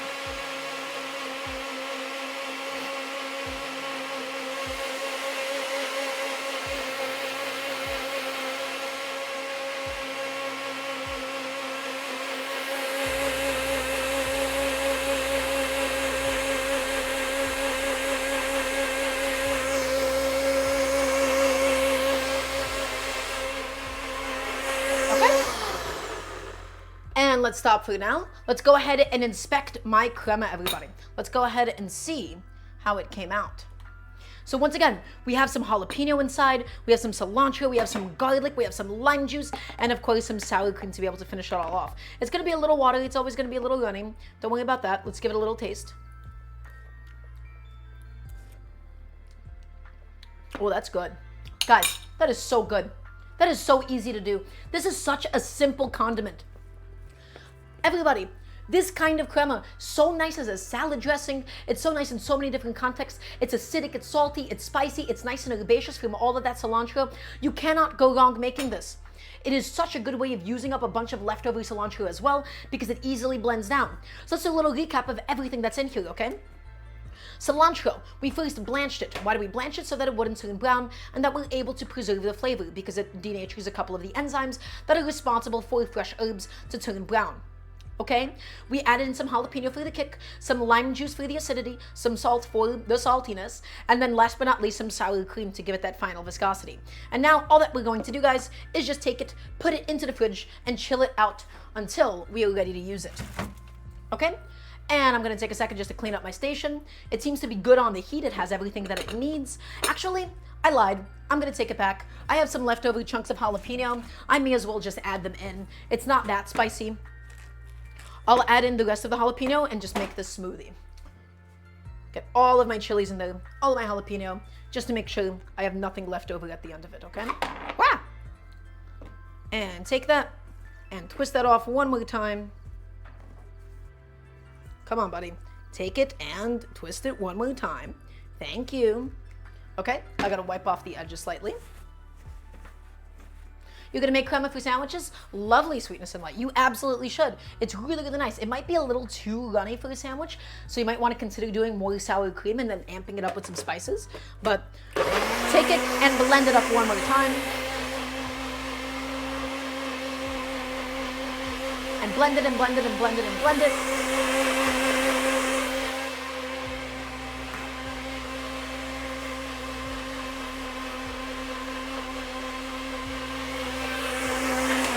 And now, I'm going to firmly say that that is perfect, guys. So, let's do a bit of a recap session. Is everybody still listening? Is everybody still watching? I want to hear a nice resounding yes, chef. We're going to be doing some tacos today completely from scratch. We've made some tortilla dough and it's currently chilling and sitting out. Everybody should be making homemade corn tortillas. Then we made this jalapeno lime cilantro crema, my friends. It has everything in it that I've just mentioned. We blanched some cilantro, we added jalapenos for the kick, some salt for the salinity, and then some lime juice for the acidity. And now I'm just going to have this chilling out in my fridge until we are ready to garnish the tacos with it. So that it stays nice and cold, because it's sour cream. You don't want it warm or anything, you know? You don't want it warm, you don't want it toasty. You just want it nice and cold, nice and spicy still. It'll be lovely. Okie dokie. So what else do we actually need to do for today? We gotta chop up the potatoes. We did a lot of the vegetable prep. We have to properly make the tortillas as well. So we still have a considerable amount of work coming up ahead of us. We also have to make the spice mixture for today. Okay, that's all going to go into the potatoes, into the sausage as well. So let's go ahead and get that started, which I'm really, really excited about. Let's head back to my cutting board. Okay? And let's talk about the variety of spices that I'm going to be using today and why I'm so excited about it. So a few of these spices, really, really standard, typical stuff that you would see in Mexican cooking. Cumin, oregano. Cumin, oregano, if you're going to include any spices in this, you absolutely need the cumin and the oregano. The oregano and cumin, you just see them used all over the place in Mexican cooking. Now, as always, as you guys may know, I do not mess around with pre-ground cumin. I, whenever possible, try to buy whole dried spices. I'm going to say it again. Whole dried spices. Whole cumin seeds. Why do we do this? Can somebody chat please say, oh, Daramgar, why do we buy whole spices? We also have coriander seeds, and in the spirit of the fact that we're also using a Turkish sausage, we're using some of this Turkish Aleppo pepper as well. Why, chef? Oh, such a good question, Thorax. Why do we buy whole spices? Well, let me explain it to you this way. In cooking, there is such a thing as what I like to call destructive prep and non-destructive prep. Essentially, the more that you chop, the more that you process something, okay, the sooner it spoils. This is applicable to spices as well. Okay, with coriander, with cumin, with any kind of spice, when you grind it up, you increase the surface area, you expose all the things that give it, you know, its flavor. Spices, or rather the aromatic compounds inside of it, are both light reactive and oxygen reactive. Inside of any container, there will always be a little bit of oxygen. You leave it out in the sunlight, and it's also going to be light reactive and lose its flavor over time. Whole spices are in their most intact form possible, meaning when you grind them up, you have the most amount of those volatile flavors without it slowly going stale over time. When you buy a jar of pre-ground spices, you don't know when it was ground. You don't know how long it's been sitting there. It might look good and it doesn't spoil like with bacteria, but it does just lose flavor over time. Whole spices, guys. Let me tell you, these guys, they will last so much longer and they have so much more warmth and so much more oomph. Chef, have you ever had a traditional panini? Well, I don't know what a traditional panini is. I've had a panini, but I don't know what a traditional is, Jack. What is my favorite vegetable? Amazing question. I mean, I gotta say like onions, scallions, something like that. Otherwise, I love spinach. I love cooking with spinach, tomatoes. I love all vegetables. Broccoli raw, amazing. Okay, so guys, we're going to want a bunch, and I do mean a bunch of cumin, because guess what? Do we want bland potatoes?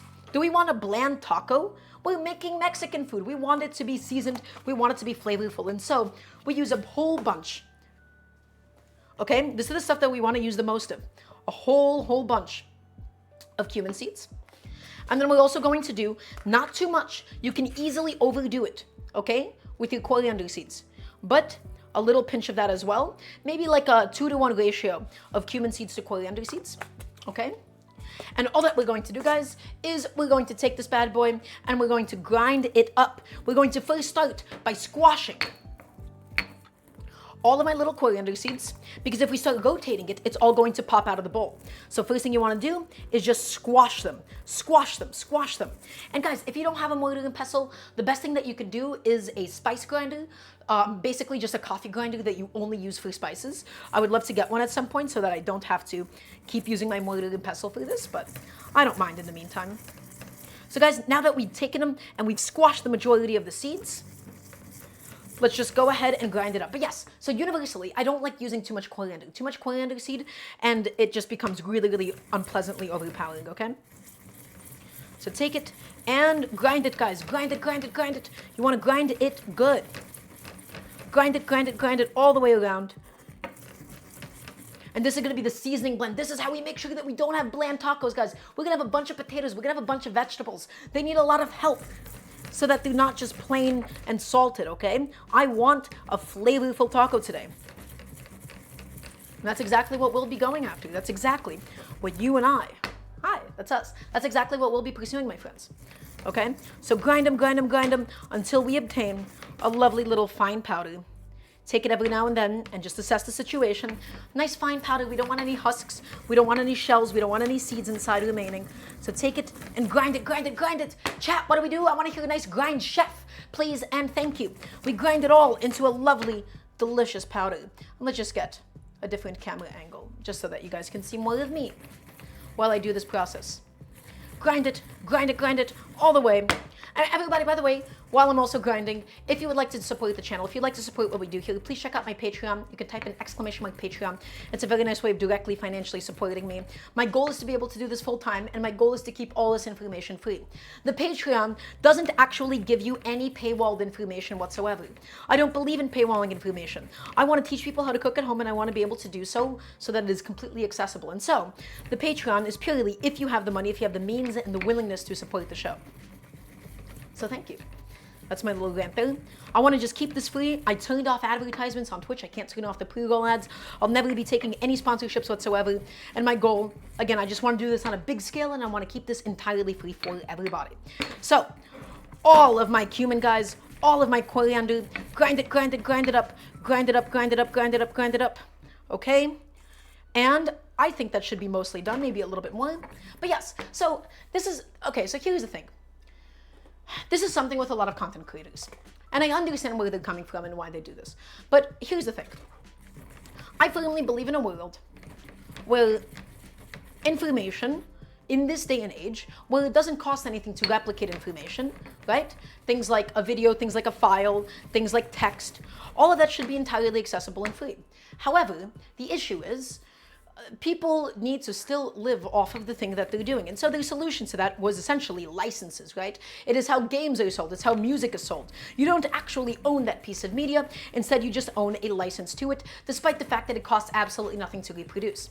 And so the model that I would like would be, I would like to get paid for the thing that I do, and I would like everything that I write, everything that I make, everything that I do on streams. I would like for all of that to be free and accessible for everybody to watch.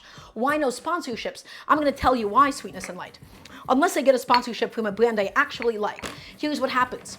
Influencers, cooking influencers, they get messaged by whatever, little like home cooking brand comes and goes every 10 years. And they say, oh, we would love to work with you. And here's what happens. That cooking content creator built up a relationship of trust between themselves and their audience. okay? And then they take that trust and they take direct advantage of it in order to sell something so that they can go ahead and make a living. The only time I'd ever take a sponsorship would be from brands like Maciando, which is the company that I get my corn from, would be from brands like Mavier, which is the one that I use the pans of. Actual equipment that I use, that I've independently sought out and been using for years, those are the only kinds of sponsorships I would seek. Otherwise, I never, ever, ever want to take advantage of the trust and the relationship that I have built. I'm not going to take a made-in sponsorship. I'm not going to take a Hexclad sponsorship because I'm not Mr. Sellout Gordon Ramsay. I'm not taking a mattress sponsorship, any meal subscriptions. HelloFresh could explode. I hate them with a passion. Okay? You saw King Arthur's Flour do sponsorship? Okay, King Arthur's Flour is kind of based. Maybe that one's kind of chill. Okay? But all of these brands, guys, they're just taking advantage of the relationship between you and the creator at hand. And then they come and go and somebody makes their money and those brands die. HelloFresh is terrible. It is this bizarre, incredibly expensive service that only six-figure tech workers can actually consistently afford. Everything that I'm doing here is to teach you how to cook at home without needing things like that, okay? So guys, freshly ground cumin, freshly ground coriander, beautiful, aromatic, much, much better than anything pre-ground. And then let's go ahead and finish it up with some oregano. And I love a nice generous amount of oregano. Right? Used all the time in Mexican food after all. And guys, last but not least, we have my Turkish chili. This is some Aleppo pepper flakes here. Now, is this traditional to use in Mexican cooking? And the answer is not in the slightest. Why am I using this? Well, it's because I already have it. The taste of chilies is going to be incredible. And we're already using Turkish sausage. So why not use a little bit of extra Turkish flavor? I wouldn't go so far as to say, oh, this is fusion, because I think that's a bit of a strange way to look at it. All that I'm doing is I'm using existing ingredients that I have. I'm taking inspiration from Mexican cooking here, and I'm using some of the Turkish ingredients that I have at home. So some of these Aleppo pepper flakes, I want these potatoes like seasoned. Okay, do you see the amount of seasoning that we have going into these things? So freshly ground coriander, freshly ground cumin, some oregano, and then some of the Aleppo pepper flakes. And it's going to turn out amazing. Okie dokie. I'm going to go ahead and set that behind me now. And there is no exact ratio of the spices. The only thing is I just don't want too much coriander seed because that gets kind of unpleasantly overpowering. Okay, so guys, take a look. This is my sujuk. This is my spices. This is my garlic. Last but not least, we gotta chop up some potatoes for you today. So let's go ahead and get that going and figure out how many potatoes we even want to be using to begin with. My potatoes have successfully been steam drying this whole time. Okay, so for today, I think in total I'm only gonna use 2 potatoes or so. Something like this. We'll just chop it up and then we'll see how much we end up having. And so, a really, really nice thing, because of the fact that we already boiled them, because of the fact that we already cooked them partially, okay, we can easily peel off the skin from them, my friends. Really simply, really, really easily. Here's all that we gotta do. We'll just take, like, I don't know, a paring knife or something, and the skin just off it comes. Kind of like grandma style. Although, it's kind of inefficient. Can I just... is the potato too soft for me to do that? Okay. Actually, maybe peeling this is going to be annoying. Just scrape it off, maybe? Yeah, something like that. I don't know how Russian grandmas do this that well, or specifically my Russian grandma. How do you do this? Whoa, why is the skin sticking that much to the potato itself? Now, granted, we don't even really need to remove the skin. I did already scrub it. I already took the eyes out. So I don't think it's that important of a process at the moment. I just want to know how I would do this with a pre-boiled potato, because I swear I've done this and it was easier in the past. Do I just scrape it with the side of my knife and off it all comes? But that way it's just really, really small papery bits. Oh, guys, that's kind of annoying.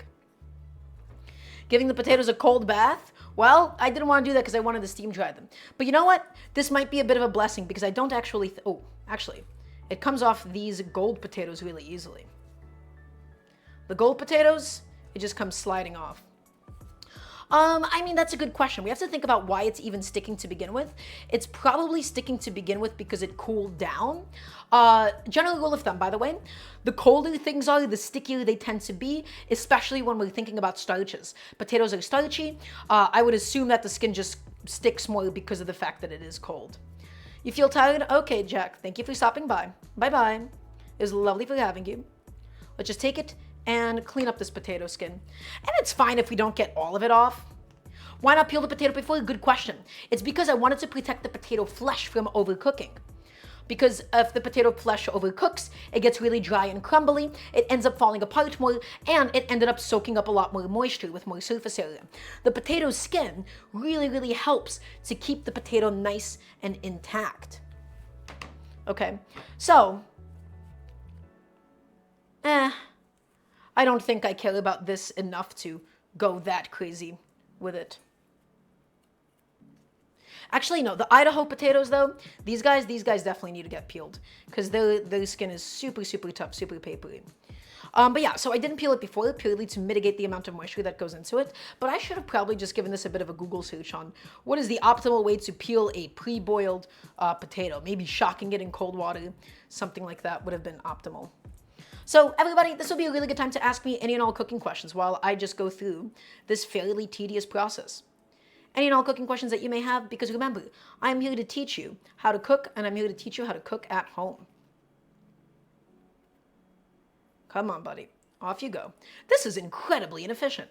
Wow. Maybe even a peeler would be okay on these parboiled potatoes. I don't know, though. I don't want to, waste any of it either, is the thing that I'm really trying to avoid at the moment. Oh, you know what, guys? I think my potato might have actually just not cooked evenly because I had some of it just exposed and at the top, and I think that might be what's happening here. Okay, that's a mostly peeled potato. It seems like a horrible process. I'm trying my best. I'm sorry that it's not perfect. So what is my favorite food to make and to eat? Are they both different? I gotta say, at the end of the day, any rice and beans. Oh, you don't find this task appealing? I'm glad that you don't. Two dads kissing. That was a low-hanging fruit. Okay, I love all forms of pulses or legumes and beans. I love them to death. I love lentils. I love refried beans. I love Mexican black beans. I love what we did on Sunday, which was on Wednesday, excuse me, the Turkish white beans. I love rice and beans to death. I think I could eat legumes every single day for the rest of my life and never get tired of them. Beans are so cheap. They're so nutritious. Okay? They're cheap, they're nutritious, they're easy, they are incredible. I think everybody should be eating more beans. I think everybody should be cooking with them more. They are incredibly rewarding. How many different types of beans would I do? So, thick-wood, that's actually a really good question for me because at the end of the day, I'm actually a minimalist when it comes to food. The way I think about food is the least amount of ingredients needed to be able to make something. And the more that you can take it away, the better that it's going to end up being. And so, I don't get any joy from having a variety of beans, and I'm going to explain to you why. Different bean shapes, they cook differently.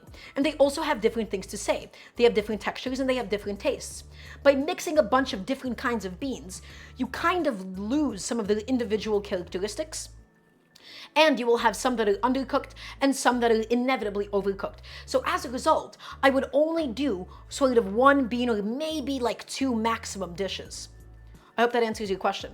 Because again, I only mix things with intention. I don't mix things, just to have a, oh my God, TikTok, 20 different kinds of beans in this bean stew. Buy this bean mixture. Some of them get overcooked. If you have a bunch of leftover beans, making a bean soup and some of them get overcooked, that's fine. But normally, I like to really, really only keep them with their own variety, I suppose. The baba ganoush was good. Oh yeah, the baba ganoush was amazing. Guys, this potato peeling step, kind of obnoxious. I'm kind of getting sick of it. But off it all comes. There you go. And it's okay if we have a couple of potato skins left over. It's not like we didn't wash them or anything, right? So a couple of potato skins, that'll be more than okay.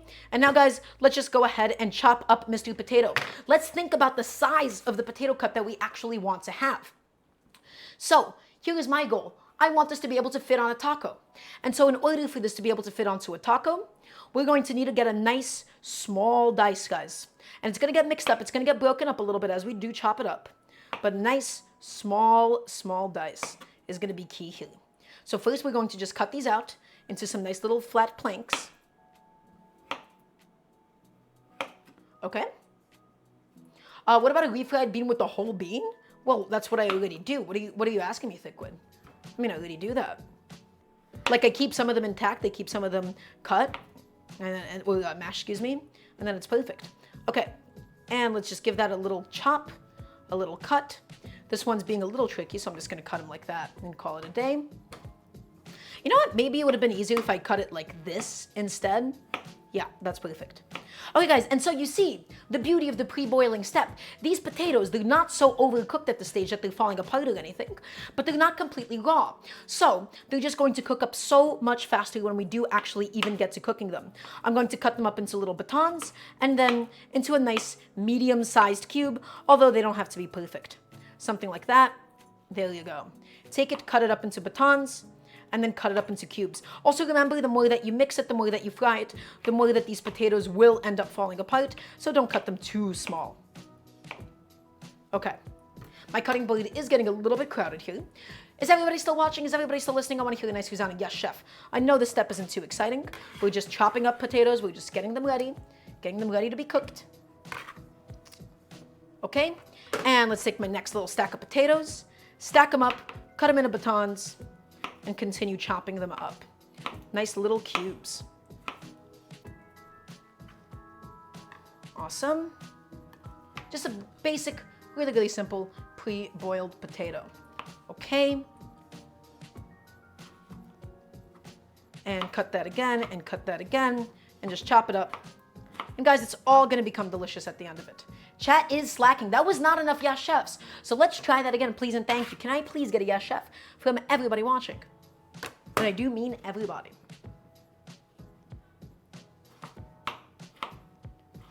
Ooh, these potatoes are sticky. Yeah, chef? I need a yes, chef sweetness and light. I'm sorry to say. Okay. Okay, we're almost done, everybody. We're almost done. We're almost at the finish line. I know, we just have a few more potatoes to go. I may not have dropped the little cube onto the ground, but that's okay. That's fine. It happens to the best of us, not just me. I'm not that inept at this. Ah! Okay, a few more potatoes to go. Oh, they are sticky. These guys are so sticky. Quick little chops, quick chops, batons, bam, and then little cubes. Little cubes. Take them, chop them, cube them. Take them, chop them, cube them. There you go. There you go. And I think, guys, this amount of potatoes is actually going to be enough for us today. It's definitely going to make enough for the amount of tacos that we're doing. But I want a filling that is not too potato dominant, and I'm going to explain to you why. Guys, how many times have you had a breakfast taco where you're biting into it and the majority of it was just straight potato? How often has that happened to all of you? Okay, and you know, there's a very nice reason for that. It's because potatoes are incredibly cheap. However, we don't need to really cook that way at home. You can control the amount of potato that you actually want in your final breakfast taco, okay? And so that's what we're doing here. We're going to have basically a lot of meat, a lot of vegetables, and a good amount of potato, but not so much that it just becomes about the potato, okay? So, grab my little potato chunks, get them all ready to go. Just 1 second. Okay, everybody, this is what we're going to need for today. Take a look. Here is my Turkish sausage. Here is my 2 potatoes all chopped up. This is my spice blend, and that is my garlic. Let's just go ahead and get that all behind us, all into the past, all of it just put away, out of sight and out of mind. Okay, so what else do we need to do? We need to actually make the tortillas now, and then we gotta fry everything up for the filling. We gotta fry some eggs. Guys, we have a lot of work coming up ahead of us. Those potatoes, they're almost cooked, and that's exactly how I wanted them, okay? So why does anyone not cook the potatoes with the skin on? The reason why you would not do that is mainly for texture reason, and then also some kinds of potatoes, their skin isn't actually all that tasty, like Idaho potatoes. Like Idaho potato skin, it generally kind of sucks, IMO. Okay, everybody, it is time for us to begin making the tortillas. We're gonna have a nice big fat stack of tortillas. It's gonna be exciting, it's gonna be amazing. I'm taking a second to wipe off my station, taking a second just to move a couple of things around. Okay, and we're going to begin heating up a little pan. So guys, let us first talk about the kind of a pan, the kind of a tool that you want to be using to make your tortillas. This, everybody, is one of my prides and joys. This is one of my favorite kitchen tools. This is my lovely, my beautiful, my carbon steel skillet. Okay, now traditionally, tortillas, they would be made on a comal, which is either a ceramic or a metal flat top. Is everybody listening? I want to hear the nice yes, chef. You can use any surface for this that you would like, as long as it does heat up fairly evenly. Carbon steel and cast iron are both nice because they both get quite hot. Some people, they even use non-stick, and you can get okay results. Everybody, I need you all to listen to this. The key to properly mastering a carbon steel or cast iron or any kind of pan, we heat it up slowly. And let me explain to you why. So many chefs out there, oh my God, one of my biggest culinary pet peeves. How many times, I need you all to look at me right now, I'm about to go off on a rant. How many times have you seen a video where somebody says, here's how you check if your pan is hot enough, and they put in some water and they say, oh, when the water bead starts dancing, the Leidenfrost effect, that's how you know a pan is ready to go. That's how you know a pan is hot. How many times have you seen that, guys? How many times have you seen somebody say that before? I want to hear a nice me chef for anybody that's seen somebody in the food world say that. Getting some water. Okay. 0, that's okay. Pretty big on TikTok, pretty big on YouTube, but that's how people say, this is how you must heat up this kind of cookware. That is how you know that it's hot enough. And the answer is, that is incredibly, incredibly misleading. If you were to take a pan, blast it on a high heat, you develop hot spots and cool spots in a minute of heating. And then you can pour in some water, and the water sizzles and dances and it does all these other things. But the pan's actually not ready because you have hot spots and cool spots. That method of checking with the water is incredibly, incredibly deceptive. So here's what we do instead, my friends. We heat it up slowly, and the key is slowly with a medium-low heat. With carbon steel with cast iron, it's a thick, heavy piece of metal. You can blast it on a high heat, and you'll think that it's ready to go in a minute if you really splash some water on it. But the answer is it's not actually ready, because you will have hot spots and cool spots. And if you have cool spots, chat, what happens? Things stick. If you have a cool spot, things end up sticking. Okay? Heat it up slowly, low medium heat. And I mean slowly, like over the course of the next few minutes. Does everybody understand? That is how we get a properly, beautifully, evenly heated skillet, guys. Okay, and now we can begin getting my station all ready to go for today. I'm gonna get this bowl ready. Just 1 second, please. Okay, I'm not gonna really need that strainer for now. Okay, this bowl, this is where the finished tortillas are going to end up going. There is one thing which I am missing, which is I need a clean kitchen towel. Guys, will everybody be good? If I'm gone for like half a second and I find a clean kitchen towel. I need everybody to be good. Thank you. Just gonna...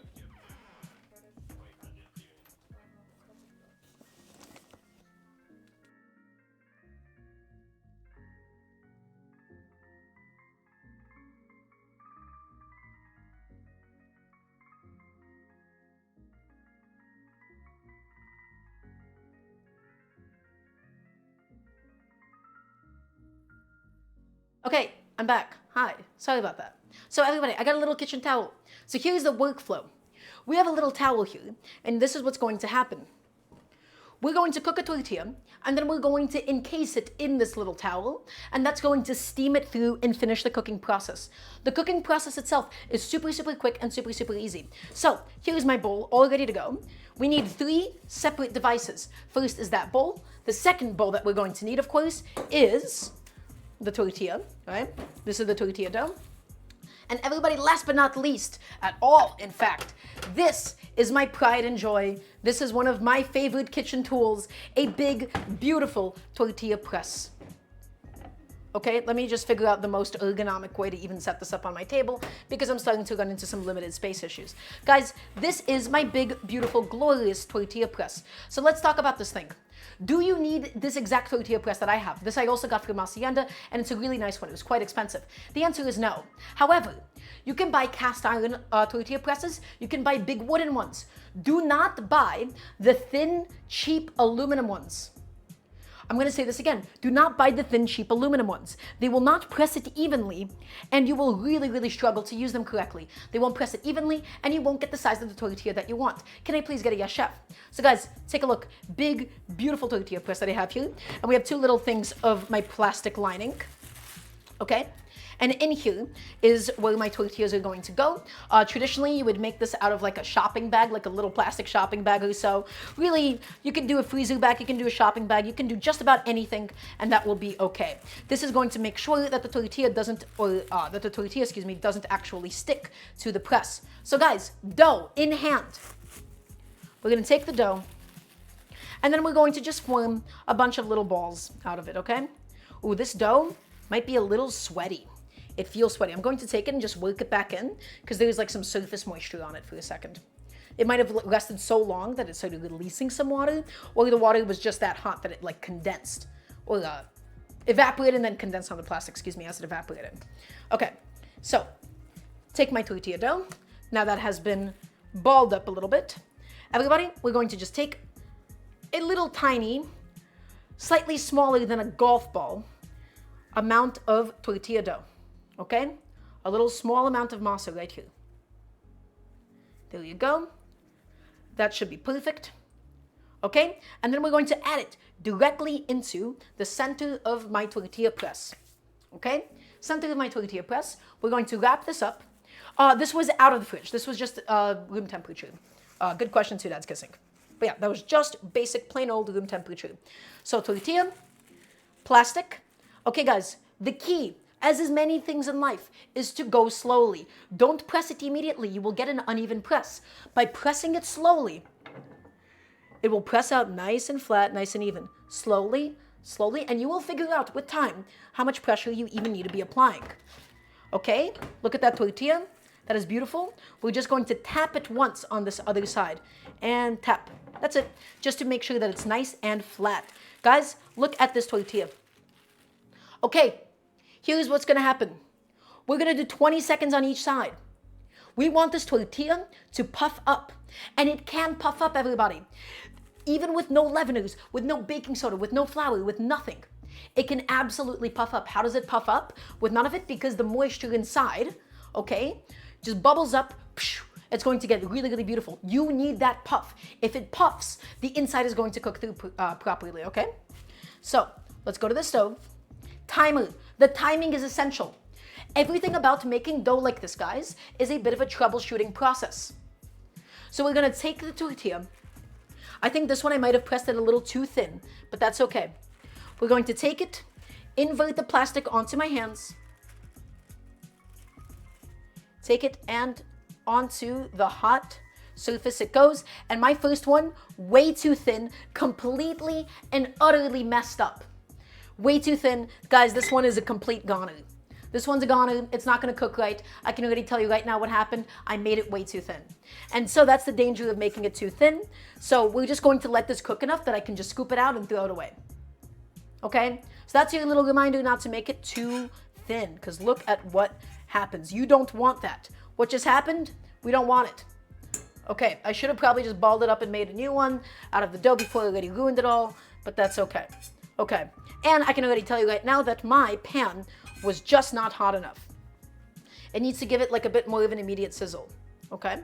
So what happens? It happens to the best of us, everybody. First one doesn't come out so good. I should have probably let that cook a little bit more on that side. It did start sticking to the pan, so I already know what happened. Too thin and pan not hot enough, okay? I'm just wiping out all of the dough so that it doesn't burn later on. Awesome. Okie dokie. And let's just go ahead and heat it back up. That's okay. That's okay, everybody. It happens to the best of us. It happens. We just got to go ahead and work through it. We got to roll with the punches. Okay? So, next one. Let's get it ready. Let's get it going. And in the meantime, the pan is just going to heat up a little bit more. Let's see how this one goes. Take a little bit of dough, and we're gonna ball it up. I am kind of concerned that my dough might be a little too wet, but that's okay. We can still do just fine. So again, what do we learn, everybody? We don't over-press it. We don't over-press it, and it'll be perfect. So G-Spend Gaming, you can do that, but I don't think it's very necessary. It can be done completely without the addition of any oil whatsoever. And so that is the ideal that I would like to pursue, even if the oil does give you a bit of a larger margin of error. So guys, gentle press. You can see how much it already pressed out. And I'm going to give it the lightest of taps on this other side. Tap, just like that. Okay, and I think that this one is going to come out much nicer. My pan is now sufficiently heated up, and if it's not, I'm going to be quite upset at it. Everybody, is this going to be the one? I want to hear a nice yes, chef, please, and thank you if you're confident in me. That last one, way too thin. This one, still quite thin, actually, but maybe it'll come out a little better. And I poked a hole in it. I think my dough might be a little too wet. I think that's what's happening here, but that's okay. We poked a hole in it. We got to let it go for another 10 seconds or so, and then we'll give it a bit of a flip. That's okay. It happens to the best of us. First few, you will always inevitably mess up, okay? And then we're going to take it, and we're going to flip it over onto the other side. Lovely. Another 20 seconds or so. And then we flip it back over onto the first side. So if we have any luck whatsoever, it should still be able to puff up properly. Chat, what do you think? Even with a hole, is this going to puff? I want to hear a nice yes, chef, please, and thank you. We gotta hope. We gotta pray that it puffs. Ready? A few more seconds. And... Wah! No, what did I just do to you? Get back here. Thank you very much. Is it gonna puff? Let's find out. Ooh, guys, I think that dough is wet. That is a really moist dough. Now, it'll just make for significantly softer tortillas, if anything. But let's see if it puffs at all. And a nice way to test is just by pressing on the edges slightly, and this one might be a no-go. We poked a hole in it. Yeah, it happens, right? This one does not seem like she is going to puff up at all. And that is a bit of a concern. It's fine if it doesn't happen. It's just not going to give you the final texture that you want on the inside of the tortilla. Yeah, that's not puffing at all. That's okay. Let's just flip it back over on this side and just get the outside at least a little bit more cooked through before we proceed. So we got some very small micro bubbling happening. So what happened? I think the way that I layered it in, I think it was still a little bit too thin for it to puff. But wait, hold on.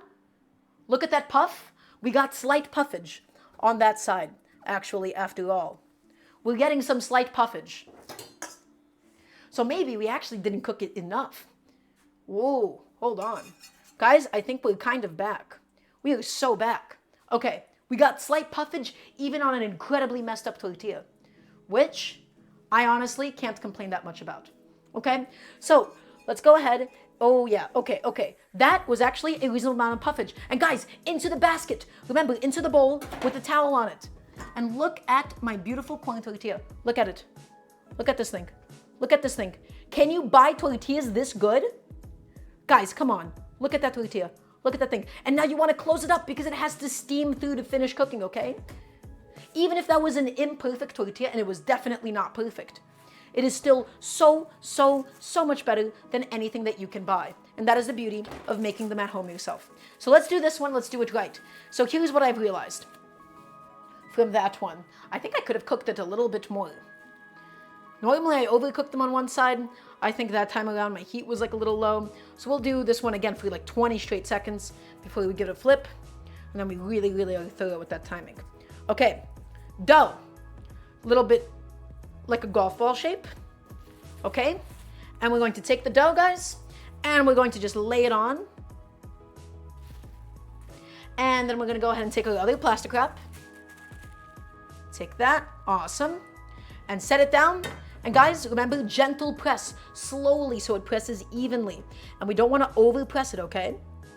So that's okay, that's perfect. And we give it a the lightest of little tippy taps. on the other side just to even it out. Okay, everybody, is this gonna be the one? I wanna hear a nice yes, chef, please, and thank you. This is gonna be the one. This one's going to come out perfect, okay? We're not going to mess it up this time. I promise. Take it, we put it on our hands, we take off the plastic wrap, slowly, and it's completely and totally destroyed. That one is a goner, and I'm just going to take it off before any further nonsense happens with it. Tragic. Okay, can I ball this up again and try it one more time? I don't know, because some of it partially got cooked. So the answer is maybe. Let's give it a shot. Let's see what happens. We scooped it up immediately. We rolled it back together. Let's just try. Let's just try. So what happened? So the dough is kind of sticking to my hand. That is leading me to believe that I did make my dough a little too wet, because it shouldn't stick to my hand that easily. Might have more luck just flipping it onto the pan instead of trying to lay it flat. Yeah, I think so too. Take that, rotation, slight tap. Okay, let's see this time. Okay. Do I have to watch the other videos? Well, yeah, you kind of have to just watch the other videos because nothing that I'm teaching you here is a recipe. I'm doing nothing but teaching you all technique, okay? So I'm gonna make sure that my hand is really, really dry this time. Okay, and let's try this one more time and lay it quick. No, that was so good. And then it's done. I'm so annoyed. That was so close. That was so close. Well, if I go too slowly, then it ends up sticking to my hand. I'm so annoyed. That one would have been so good, guys. It would have been ideal. It's over. This one, I don't know what we're gonna do with it. We'll just keep cooking it like nothing happened. Just go slow. I know, Dental Phantom. Guys, it's been a while since I've made tortillas. I feel like I should get a notebook or something. That's fine. We had somebody do that once before. So honestly, not that bad of a suggestion. Okay, this one, yeah, this one, guys, he's a little flawed. He's a little flawed, but that's okay, I suppose. Maybe. I don't know what to do with him. We'll just put him back on this side. See what happens with him if we cook him more. Ooh, exciting operator, Emma. Put some flour on hands? I could do that, but really, I think it's just in my technique here that's kind of the issue. I think if my technique was better, I wouldn't have this problem. So we'll just keep experimenting. We'll keep experimenting. We'll figure it out eventually. I might also just be making these a little big. It's fine. So that little chunk of dough on it is going to be a little bit raw, but you know what? It's fine. This tortilla it's okay. Not ideal, but it's okay. Lubricating your hands with oil is just going to make it stick more to my hands. If anything, just plain flour would be the trick here. Okay, whatever. Guys, let's do the next one. The first ones are always a little messy, okay? It happens. So back to this. Take it and press it flat. And we're gonna do this one a little smaller this time just to see if it's the size that's really messing me up. I think it might be the size. The actual tortillas I've been making, they're a little bigger than the ones I would usually do, okay? So, here we go. Next tortilla. Oh boy. Even the plastic wrap is just not having any of it today at all. I definitely made my dough too wet. That is just what happened. What is happening with me today? Guys, my technique on corn tortillas has never been so bad. It's been a while since I've done this. It's been a few months, so I'm a little bit out of practice. Let's try this one more time. Everybody, I need some hopes. I need some prayers, okay? You ready for this? It's gonna happen this time. It's gonna happen. I know it's gonna happen. I'm okay. I just want to do the first one, even if I had a little hole poked into it. Okay? And other side now. Take that and tap. Okay, that's a decent size. Okay, everybody, let's try this again. I don't think my hand is flat enough. I think I can get closer to the pan. There's a lot of things I can adjust about my technique here. I think I'm being really, really impatient right now. Okay. Okay, I touched a hot pan, but we got it on. We did just get it on. Okay, 20 seconds each side, and then we flip it, okay? 10 more seconds, 10 more seconds, and we got it. And now we take it, and let's flip it. There you go. Everybody, this is gonna be the one. This one's gonna be perfect. You ready for this one, everybody? This one's gonna puff. This one's gonna be beautiful. This one's going to be amazing. It's going to come out excellent. You ready? 25, 26.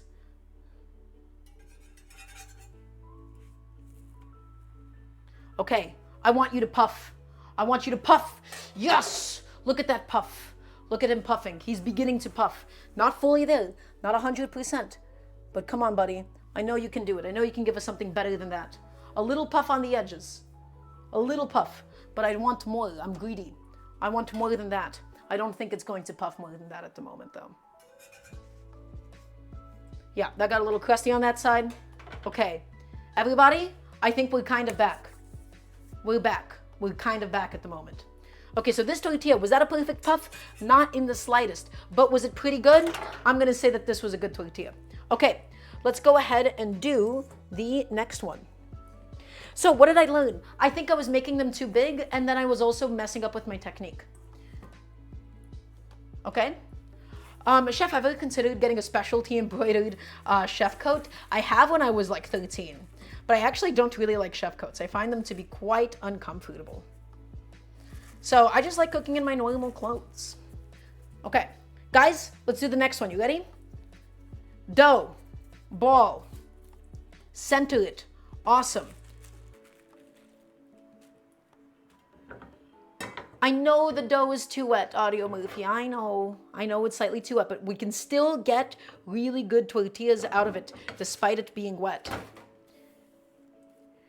It's significantly less of a novelty, absolutely dental. Because once you get good at it, I'm also doing this in front of a camera, it is much faster of a process than what I'm making it seem like at the moment. I'm also just simultaneously troubleshooting and talking with Chad at the moment. But yes, I absolutely think it is worth it, and it is not a novelty. And you can make a nice big stack of them and keep them in your fridge. Okay, next tortilla, guys. You ready for this one? It's time. Let's take it, and let's grab them. Awesome. And nice and slowly.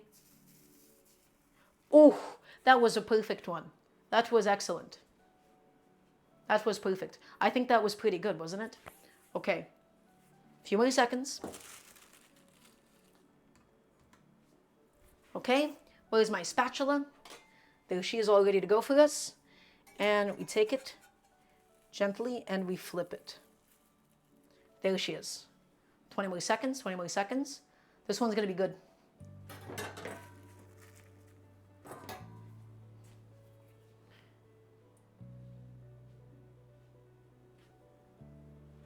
Okay, and no, I squashed the edges. That might mess up the way that it actually puffs now. Ugh, and this would have been such a good puff too if I didn't squash that edge. You can see that this guy is all messed up now. This is a tragedy. This is so sad. Why is he puffing so asymmetrically? I wonder. I keep having this issue. And pressing it down gently, pressing down like the edges gently, does help it to puff overall. It's a big puff, but only on one side. Can I not press the tortilla with 2 oven trays and hand pressure? You can, it just might be really inconvenient. It might be like a bit of a headache to do that. Okay, guys, we're getting there. We're getting there. It's not ideal, but we're getting there. Okay, it's a bit of a process. I haven't done these bad boys in a while, but I actually think we got a very nice tortilla out of it. Okay. And let's go ahead and do the next one. Everybody, it's a bit of a process. I know it's a bit of a labor of love, but we're going to get there and we're going to make it out on the other side just fine. What brand of nixtamalized corn flour? This is the Macianda red corn. So really good question too, Dad's kissing. Okay. Do I have a bottle of Tapatio? I do not, Robert Bob. Not at all. Okay, let's take this one. I want a nice even puff. I want a really proper, beautiful, even puff on this one. I am tired of having completely asymmetrical puffs. Okay? So you ready, guys? Let's take it, and we're gonna squash it down. Gently, not too much, okay? Not too thin. And do this side as well. Okay? Beautiful. Everybody, this is gonna be a big one. So let's see how it actually ends up coming out. Do we have some faith in this process?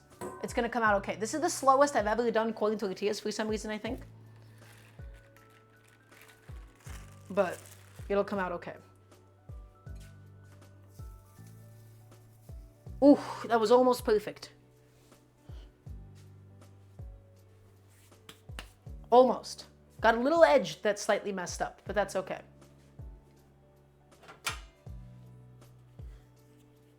Okay?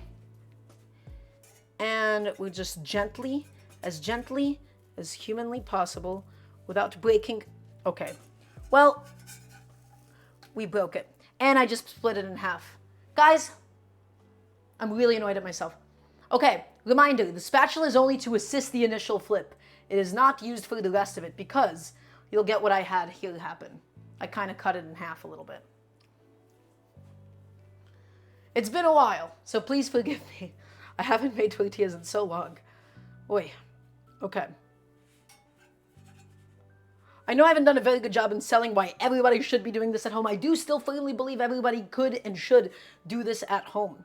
And even then, even despite what we had happen in the center, we still got a very slight puff on that edge. So it's okay. Hi, non-binary. Welcome on in. Okay. That's okay. It's not perfect, but it'll do. It'll be fine. It's a tortilla. Okay, haven't I made those super thick Japanese pancakes? I have not. It's like a bit of a meme. It's kind of like Instagram food to me in a way, you know? It's like this is kind of a thing that is designed to look good. And they tend to be quite eggy. When you have like that many eggs to get like that custardy of a texture, they have a really, really eggy taste to them. Okay, guys, I'm not gonna mess it up this time. This one is gonna be perfect.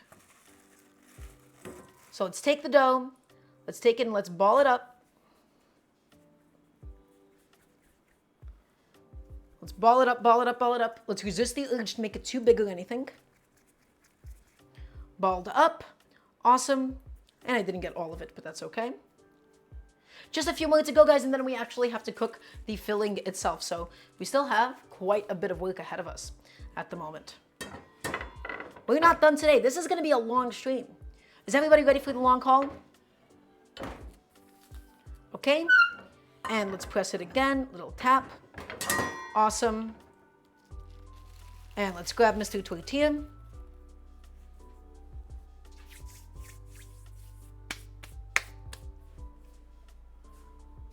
Let's grab them.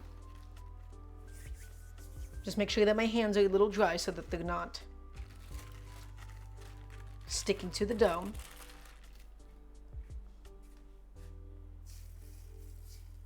Come on, buddy. Please don't stick to yourself, please. You were so close. Oh, you were so close to being good. And then I messed up at the execution. Okay, let's try this one more time. I didn't fold it over correctly again. Am I just being really, really impatient with that process? I don't know. Let's take it and let's try again. Tap, press, take it, rotate it, tap it, press it. You love my hair? Thank you, Midnight. What happens if you flip it off your hand instead of slide it off? It's not going to come down flat. I've tried that before in the past. It's not that good of a method. Okay, let's try this again. You can only do that like directly from the plastic, I want to say. Okay, we got it on. We got it on this time. That was okay. That ended up working out all right. Whew. We're cooking, we're making it happen. Also, thank you. That's very sweet of you, non-binary. Was that the time that we needed for it? Okay, let's go ahead and take it and flip it now. Guys, this might be the one. 18. So 20 more seconds on the side when my timer says 38. We're almost there. This one's gonna come out great. This one is going to be lovely, I promise. Okay, okay. Just kiss that other side with a little bit of heat. And then we take it and we flip it again. Puff! I want you to puff for me. Yes! Why are we only puffing on this one side? What is wrong with you? Look at him. Why is my puff so always on one side? What is happening with this other side that it does not want to puff that desperately? I genuinely need somebody to troubleshoot this, because this has been one problem I've had for the longest time. Ugh. A bit of a tragedy, but that's okay.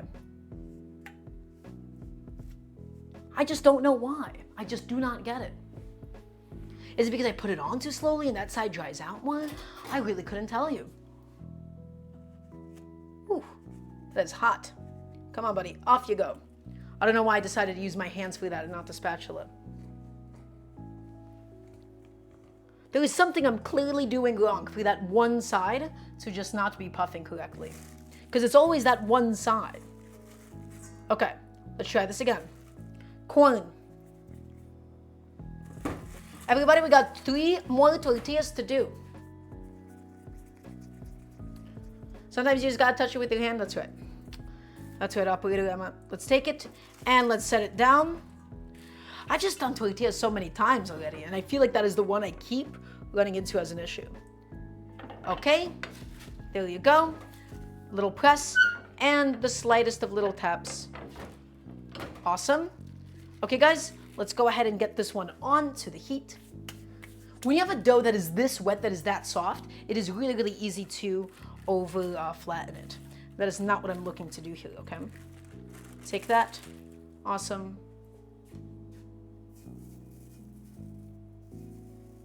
There you go. There she is. Got it. Okay. Got it on that time.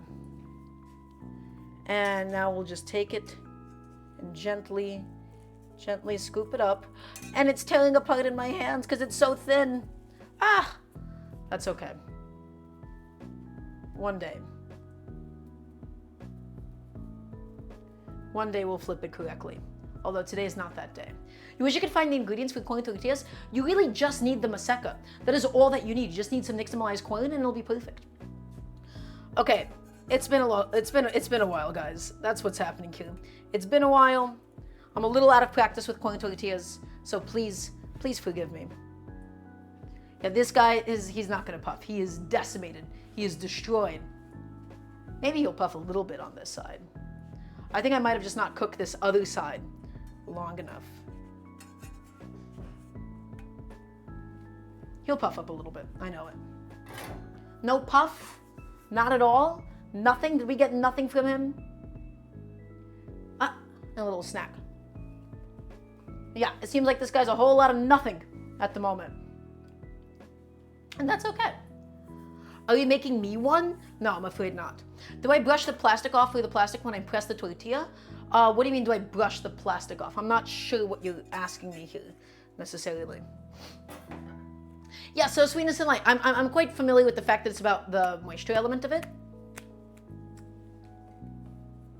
Wait, did you copy pasta me from the beginning? Or is this somebody else's rant on a similar subject? Okay. We have 3 more tortillas that we can make from my remaining masa. So let's do it, and let's do it right this time. We're not gonna mess up at all. This is gonna be perfect. Let's pay attention to each and every single step. So first thing I wanna ensure, I wanna make sure that they're not super, super thin. If they're super thin, they'll just dry out immediately. Let's take it, and let's press it. Okay? And we press it really, really gently. Oh, come on. Press. Awesome. Give it a rotation, and we press it one more time. Okay. This is my lovely tortilla. She is all ready to go. She is all dressed up. It is time for us to put her onto the hot pan. Okay? And we're just gonna grab it. We're gonna put it on our 3 fingers here. Oh, and I got a little hole, but that's okay. That is all right.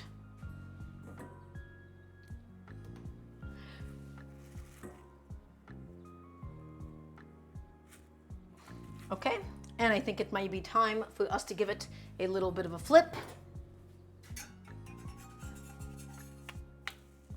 I probably should not just use my spatula to flip, by the way. I should use my hands because, again, the spatula, it does tend to like sort of cut it down the middle. Okay. Sorry guys, I know this was a bit of a repetitive process. Is everybody still watching? Also, thank you so much, T, for the raid. Thank you, that's very sweet of you. I was about to say, is everybody still watching? Guess we have a whole bunch of other people coming on in. Welcome on in. Okay, actually, these guys, I might have pressed it a little too thick this time. I can definitely see that these are visibly thicker tortillas, but that's okay. Not perfect, guys. Not my best attempt at tortillas that I've ever done, I have to say. But, you know, we'll make do. This one I might have been a little too generous with how much I've decided to let him be thick. Thinner is going to be the way to go for this next one. Do I use the same plastic for pressing my tortillas every time? Yes, I do. Yeah. So I'm not like throwing this out every single time, little guy. And there's really no reason to. It's not all that dirty. It was just touching the water and flour, right? Okay. This one came out okay. Was it ideal? Not in the slightest. But we'll still be able to make do. Everybody, we have 2 final tortillas to make. And usually the final 2 are the ones that always come out the best. Okay? So let's get an even amount of dough onto each hand. Even amount, even amount. Let's even it up. And let's finish strong, okay? Is everybody ready for these to come out perfect? To come out better than all the other ones that we've done so far? You ready for this, guys? Let's press them out nice and thin. Because I just want to see what the effect of the thin ones will have this time around. This one should be significantly thinner than the other ones before. Okay. All right. And we're going to take the tortilla in my little hands. Oh, actually, I'm going to do that a little differently. Do it like this. Okay. Stop sticking to the plastic sheet, please. Ooh, I might have pressed that guy too thin. This doesn't want to come off the plastic sheet. There it is. Okay, that was the technique. And now we lay it in. Come on. No, it's over. That one fell apart. Let's do that again. Let's take it. Let's ball it up. Guys, I think I just made my tortilla dough too wet today. That's all that happened. When it's this wet, it's really, really sticky. Now let's take it and let's squish it down. Let's give it a bit of a rotation, a little tap. We're almost done, everybody. Also, that's not enough yes chefs. Is everybody still watching? Is everybody still listening? So let's take this bad boy again. And one more time. Come on, come on. Oh my God. Is it just over?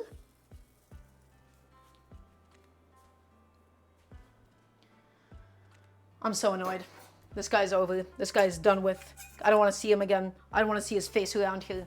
That is maybe worse than the first time I've tried to make these. And I've done this like 20 times. So Two Dads Kissing, no. You're not supposed to have any. It's supposed to be really, really simple. The reason why it's this sticky, I could have just added in a little bit more flour and corn flour into the dough itself. Having flour on the outside though, it's not going to puff correctly. It's not going to cook correctly. Okay. So corn tortillas, they just got to be really simple fundamentally. And give another press. Okay.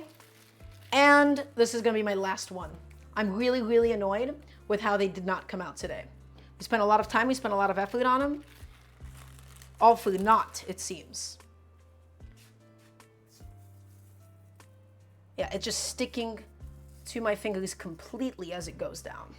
That is what's happening here. That's why I'm having so much difficulty with putting it on. Okay, that's the last tortilla. Guys, I know this wasn't a very impressive showcase, not a very impressive display on how to make corn tortillas at home. The next time around, it's just going to be so much better. I apologize for this today. I'm a little bit out of practice. Flip that one around, and then it'll be perfect. Okay, last one. A few more seconds on that side.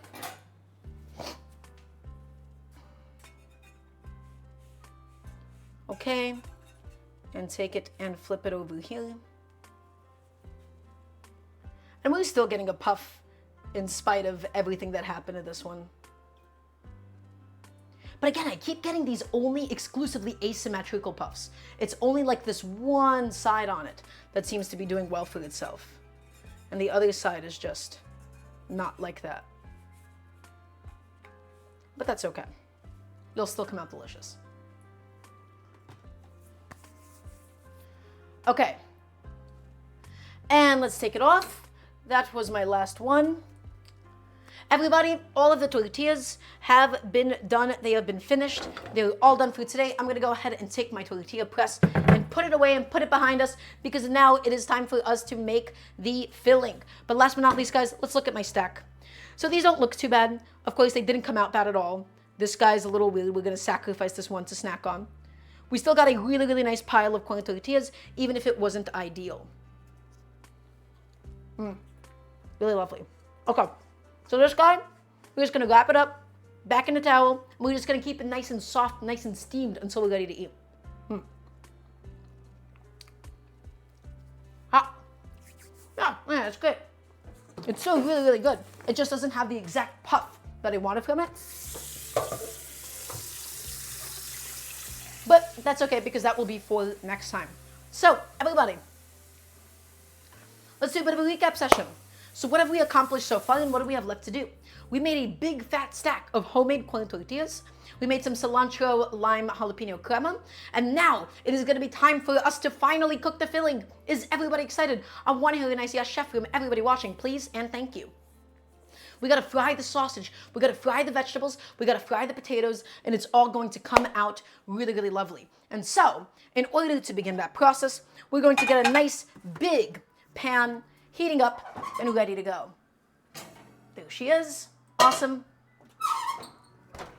Beautiful. Okay, guys, take a look. This is my lovely, my glorious, my beautiful stainless steel pan. So what do we need to do? The first thing that I want to do is I want to gently fry my sausage. I want to get all of the sausage fat from it, and then I want to fry my vegetables inside of that sausage fat.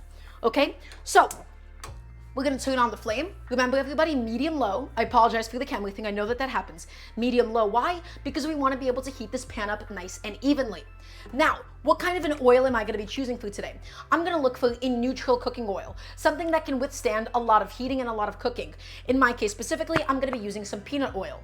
Okay, just to give it a bit of a head start, because the fat that we get from the sausage is not sufficient. But I want to get all that sausage fat, my friends. And that sausage fat is going to then go back into the dish and flavor the potatoes beautifully. So, little bit of peanut oil to start. We don't need too much. This is just to give the sausage a bit of a head start, okay? And does anybody have any questions for me? And is everybody still listening? I want to hear another yes chef. I know I'm really abusing that today, but I just want to make sure that we're all locked in.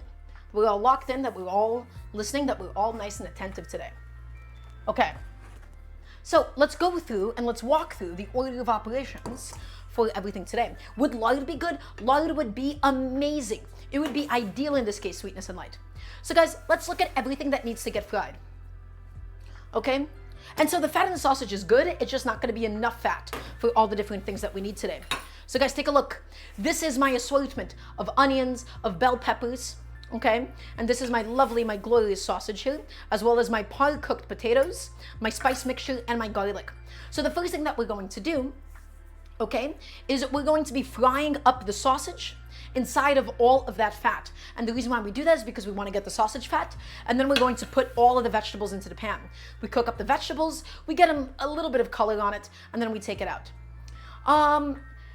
So Sam as well, you said you're not supposed to use olive oil in Asian cuisine because they don't have olives in Asia. And the answer, first of all, is yeah, contextually, you know, they don't really have olive oil, but you could also just use it if you want. What is the best oil to use for Mexican food? Well, a lot of Mexican cooking, specifically for Mexican restaurant culture, specifically because of the Italian immigrants that Mexico has had, Mexican cooking does use olive oil quite a bit. The reason why I'm not using olive oil in this today is because I need a nice robust oil that is going to be able to stand up to the extensive amount of frying that I need for today.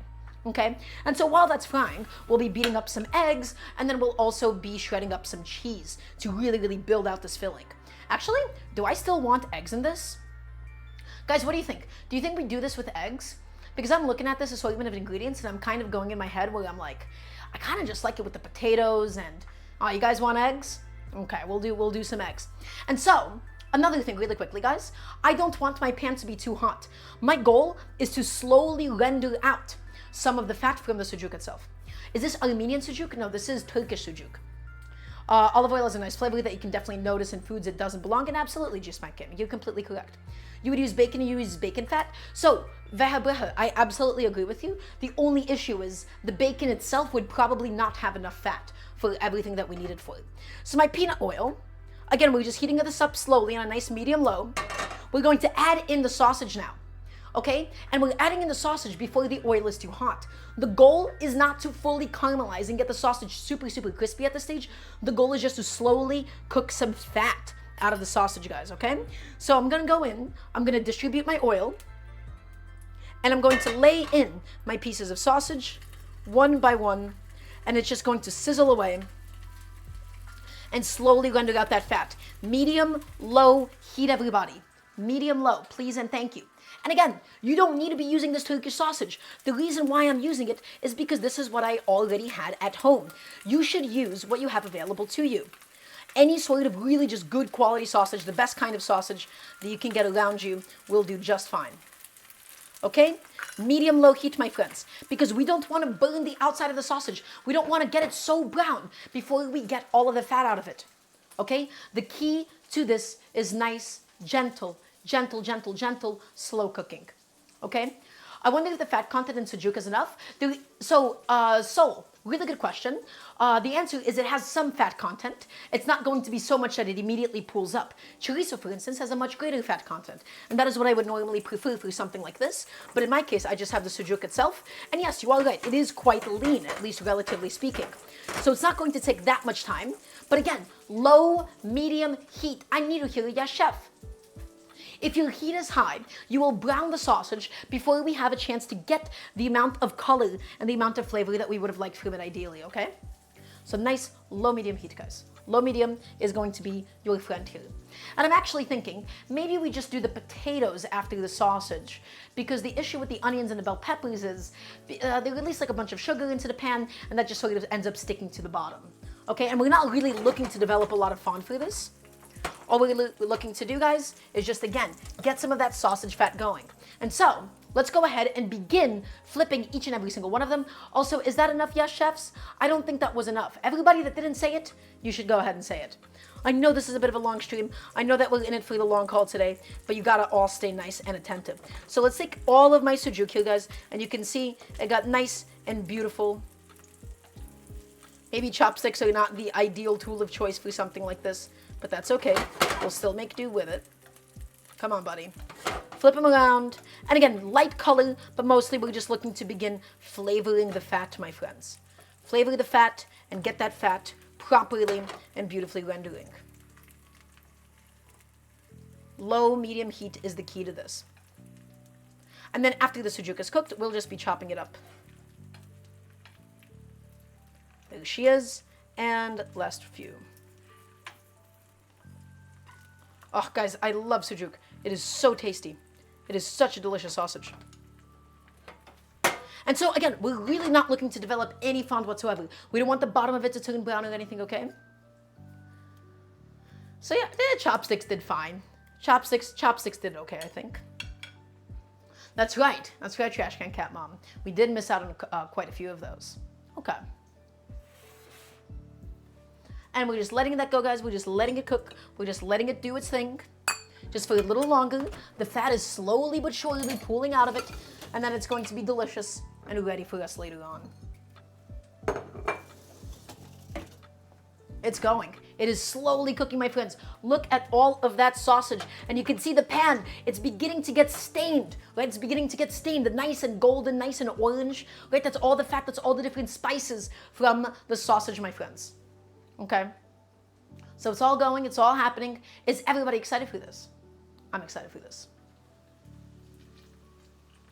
Oh yeah, a little bit longer, and then we'll pull Mr. Sujuk out, and then we'll get on going with the potatoes. But slowly, guys, slowly, slowly, slowly, slowly. Okay, what am I going to need? We're going to need a little plate onto which we will transfer the Sujuk. I'm going to just put my pan away and into the oven just to get a little bit of space. So there you go, there you go. And then this is the plate where it's all going to go. Lovely. And so guys, batch cooking is also really, really important here. A really huge mistake that you can make is just to dump all of your ingredients in at once. You're going to overcrowd the pan, nothing is going to brown, things are going to unevenly cook. We have to know the order of operations. Why do we do the sujuk first? Because we want to get all of the fat out of it. Why do we do the potatoes second? Because we want the potatoes to cook in the most amount of fat. Why do we do the vegetables last? Because the vegetables tend to make a pan the stickiest. Okay, and if we did the vegetables anytime sooner, what would probably end up happening is we would just get like, you know, the potatoes won't brown that well, we'll get a bunch of burnt stuff on the bottom of the pan. And that is not what that is you and I, that is not what we are looking for at all. So guys, the fat is rendering from all of the sujuk. It looks lovely at the moment. Let's just check on the color on the other side and see how much more cook time it's even going to need. And the answer is a negligible amount. So after we take out the sausage, we're going to add in the potatoes. We're going to fry the potatoes. We're going to season those up beautifully. We'll add the vegetables, add the spices, add the garlic, and then we'll be finishing it off with some eggs. Speaking of which, I believe we can begin just getting the eggs out of the fridge. Okay. So let's just get some of those out now. And I don't know, for today, maybe like 4 eggs. I think that would be good. Something like that. Yeah, do this a little bit. 4 eggs. And that will be perfect for our purposes. 1, 2. These are extra large eggs, so we're going to get a lot of filling, guys. We're going to get a lot of filling here. We're going to get a lot of food. So that is not going to be a concern at all. Actually, maybe just the 3 eggs. No, 4 eggs, go big or go home. Okay? 4 eggs. And now everybody, I'm going to say right now definitively that the sausage is done cooking. The sausage is done cooking. We got all of that beautiful fat. We got the bottoms of it nice and crispy. We got some really good color developed on it. So let's take it out and let's leave as much fat in the pan as possible. It is key that we have plenty of fat in here because we are going to begin frying up the potatoes. Actually, I could have probably done olive oil and it would have been okay, but peanut oil is good too here. And I think we're going to need maybe a little bit more fat than that. Because again, we don't want the potatoes to stick, guys. We want the potatoes to properly and beautifully pan fry. And look at all of my gorgeous sausage here. Why does that sausage look so good? Good question. It's got all the spices inside of it. It is lovely. Okay, so actually, I think that might be a sufficient amount of fat. I'm right on like the precipice of like, I don't know if I should add more fat in. I'm looking at this amount and I'm like, I can't actually tell. You know what? We're gonna do some home fries basically. Let's do this amount of fat. Let's do this amount of fat. Let's keep it with this amount of fat. And then if we need more later on, well, we'll figure it out from there. How's that sound? Okay, everybody, now that the fat, we've just got it. We got all the sausage out, okay? We wanna just get the fat up to a slightly higher temperature because now the goal is to be getting my potatoes nice and crispy. Okay, so we'll see how many batches of potato cooking we even need to do here. I think I can get everything in at once. And the answer is, yeah, I can get everything in at once. My parboiled potatoes. And now, guys, the goal is to get them nice and crispy. Don't move them immediately. The first thing I'm doing, I'm just breaking them up. I'm not really stirring this at the moment.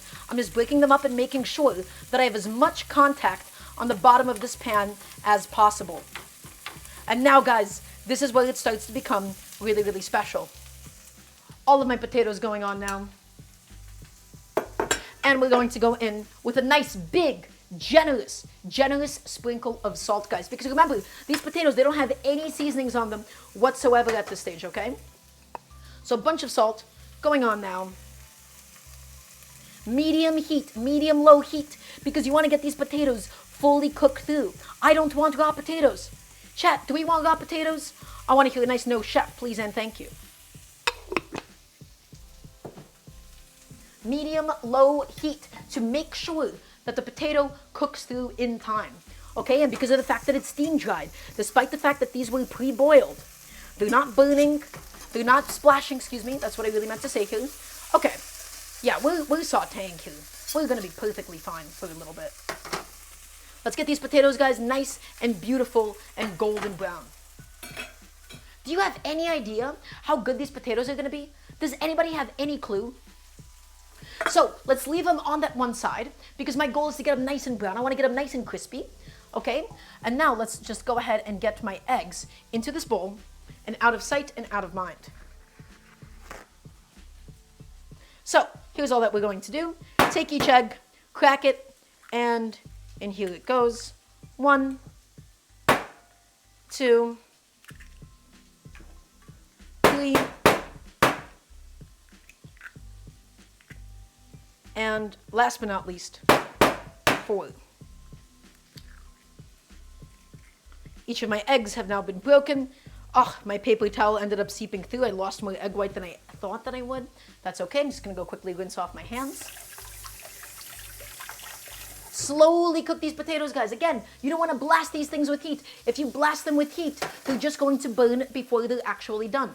Okay, and that is not what we're looking for at all. Chef, do you think there's a difference between white and brown eggs? They just come from different chickens. So I don't know if I'd really be able to answer that. Okay. And let's get a nice big pinch of salt in here, and we're going to just break these eggs up. Oh, and we'll talk about that in a second, actually. Okay, but first, guys, let's see how Mr. Potato is doing at the moment. And the answer is getting really, really nice and crispy. That's what I'm looking for, guys. I'm looking for all of those golden brown pieces, those little tiny crunchy bits. That's exactly what I want, but it's going to take time, and you are going to need to be patient. So spread them out nice and flat, and let him do its thing. Don't mush him up too much, because then you'll just release a bunch of the little tiny potato particles, and it'll stick, and it'll burn. And I'm looking at this, and I do wish I had some more oil in retrospect, but it's okay. Okay, everybody, I gotta rant for a second. There is this misinformation that none other than Mr. Gordon Ramsay himself is responsible for spreading and ruining everybody's conception of. So everybody, I'm going to need you all to buckle up. I'm going to need you all to listen here for a second. I need to hear a nice resounding yes, chef, please, and thank you.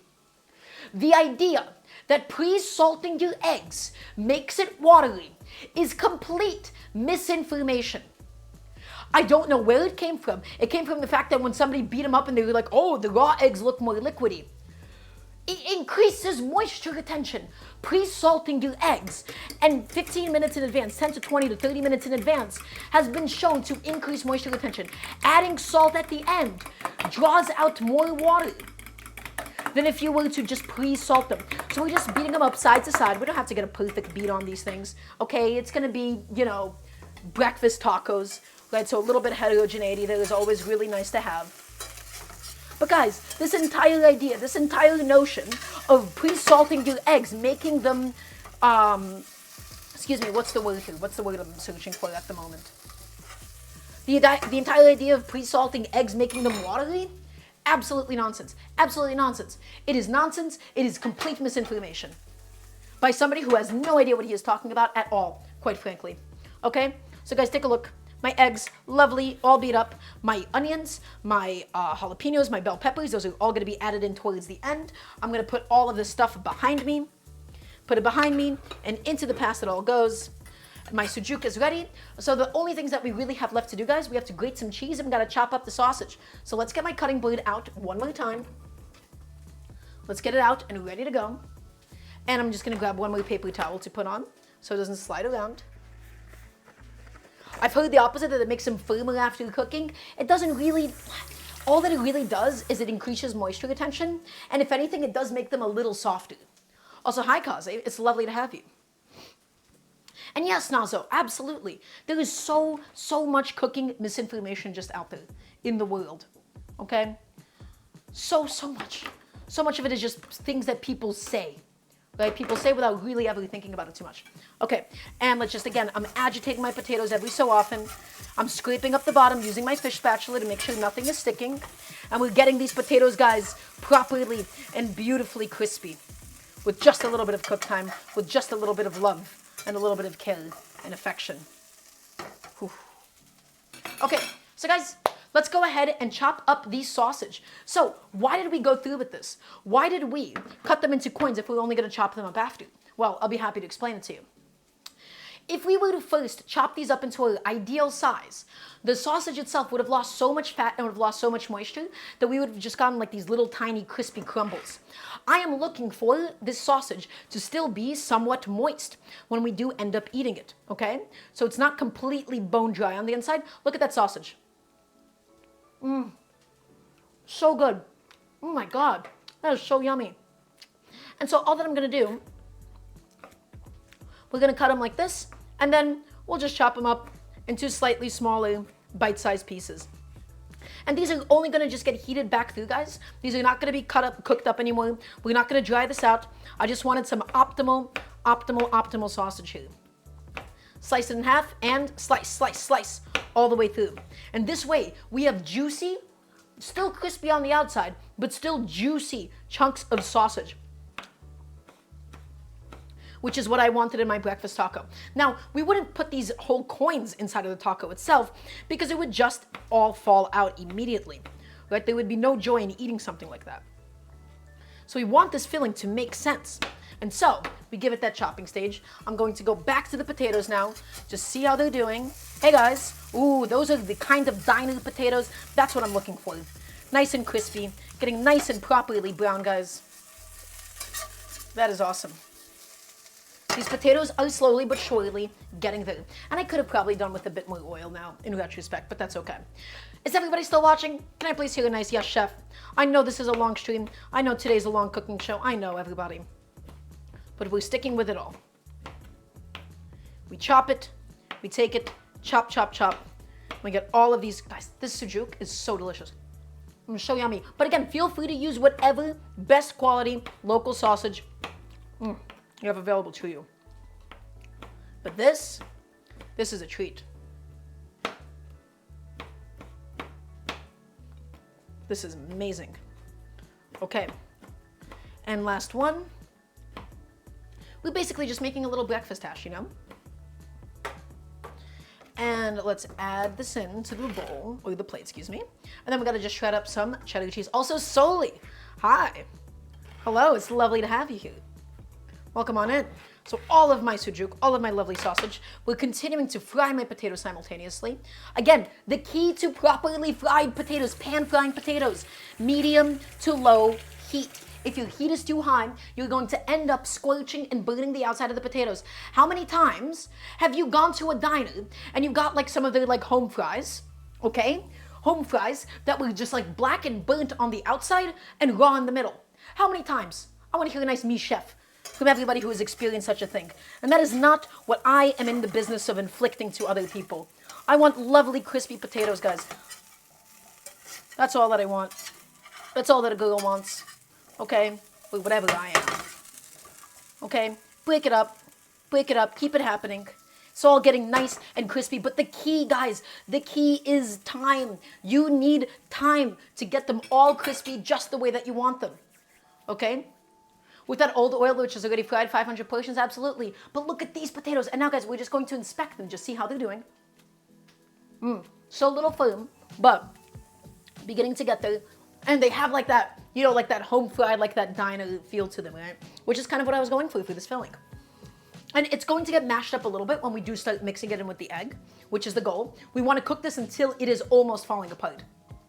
Okay, because we don't want like really, really firm potatoes in my taco. Okay, guys, continuing to fry them, continuing just to keep them going. And again, a fish spatula here is really, really nice. It just doesn't stick to the potato whenever we scoop them up. Beautiful.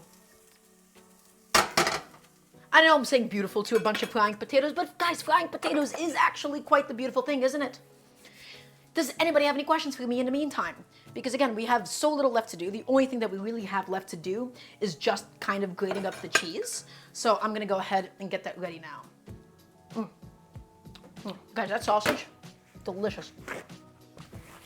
Food is beautiful. That's right. Okay, guys, let us grate some cheddar cheese now. I'm gonna get my block of cheddar out, and I'm gonna get my cheese grater out. Where is my cheese grater, actually? I think I lost him. Hello? Aha! I have found him in a different place than I put him in last time. So that means somebody else used it, but that's okay. Cheese grater. Cheese. I would use a seasoning on the potatoes. So Veha, we're gonna have seasoning later on. I'm not adding the seasoning to the potato cooking stage because then the seasoning would just end up burning. I'm gonna add all of the seasoning into the vegetables. So you're on the right track. We have a bunch of really nice spices ready to go. We have a really lovely spice mixture. But at the moment, I just wanna fry the potatoes purely by themselves. Or if I were to spice the potatoes, I would only add it at the end. Because remember, the spices will burn faster than the potato gets done cooking, okay? Do I put paprika on the potatoes? Well, you'll see. We're not using paprika or anything, but we'll be using some Turkish red pepper. We'll be using some Aleppo pepper. So, everybody, cheese grater, cheese. So let me show you all something. Let me teach you all something. I think grating cheese vertically, like this, is a bit of a hassle because you get a bunch of cheese that is stuck to the bottom of the cutting board. Instead, what I really like to do, I lay it nice and flat like a mandolin, and then I just push out, and I just push out. And the beauty of doing it this method, okay, is we gotta take it and just dump it onto the plate every single time. Nice and easy and simple. So take it and grate it, everybody, and grate it, and grate it, and grate it, and grate it. Okay, and we're not gonna need like an insane amount of cheese for this. I just wanna fold the cheese in at the end because I think it'd make it really, really nice and tasty. Okay, a little bit more. I'm not measuring anything. We're just going entirely by vibe, by feel. Okay, and I think that this is gonna be a sufficient amount of cheese for my filling today. Okay, let's go ahead and check back on the potatoes because again, we don't wanna burn the potatoes. We want them to get nice and crispy, but we don't want squelched potatoes. And guys, look at these beautiful, crispy little guys. You wish this was you. You wish you were a beautiful, crispy little guy. Okay? But unfortunately, it's just a potato at the moment.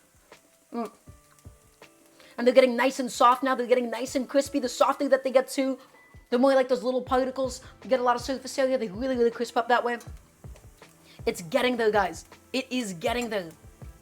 You just gotta be patient with it. You see how long this process is taking? This is why we have to do a medium-low heat in time. With high heat, we'll burn the outside of the potato before the inside was cooked in time.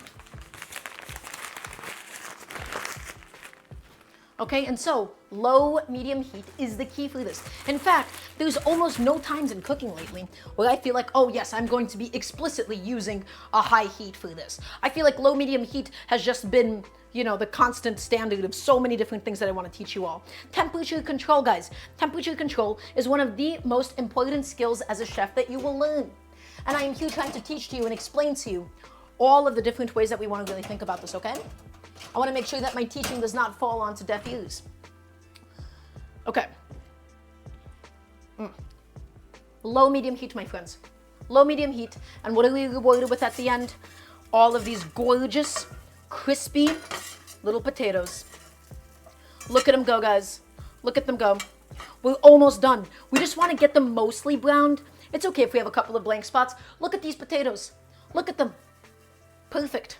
That's exactly what I want to see. They're holding up. They're not sticking to the pan. Okay, because again, we have the sufficient oil and we really scraped it up from the bottom. I think that looks pretty good. Okay. And I'm going to take a second, everybody, just to clean up my station, put a couple of things away while I have a second of time, while I'm able to do so. Does anybody have any questions for me in the meantime? Because this would be a really good point to ask me, if you did. Just putting that away, getting that out of sight, out of mind once again. And we're almost done, everybody. The potatoes just need a few more minutes. And then we'll add the vegetables. The vegetables, I don't want to cook them too long. I just only wanted to cook them enough so that they're a little softer. We're not going to like heavily brown them or anything. Okay. And I'm going to pick up a little potato and we're going to assess how we've done so far. Is that a stone pan? No, that's just a non-stick one, I'm afraid. But if you're talking about this is a little teapot, and this is my molcajete back here. So I don't know what you meant when you said back then, but I assumed that.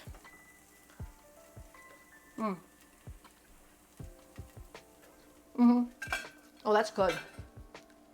But it does need a little bit more salt at this stage. Oh, I'm biting that. In my mind, my instinct immediately is I wish I was having this with like some ketchup at a diner, right? Which is a good thing. I just want to clarify that is a good thing, actually. I do quite like diner style, like home fries. Okay? So take it, and we're tossing it with the salt, guys.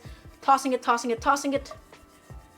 Until it's all nicely seasoned, all nicely covered up. And we're getting there, my friends. Those are some really beautiful potatoes at the moment.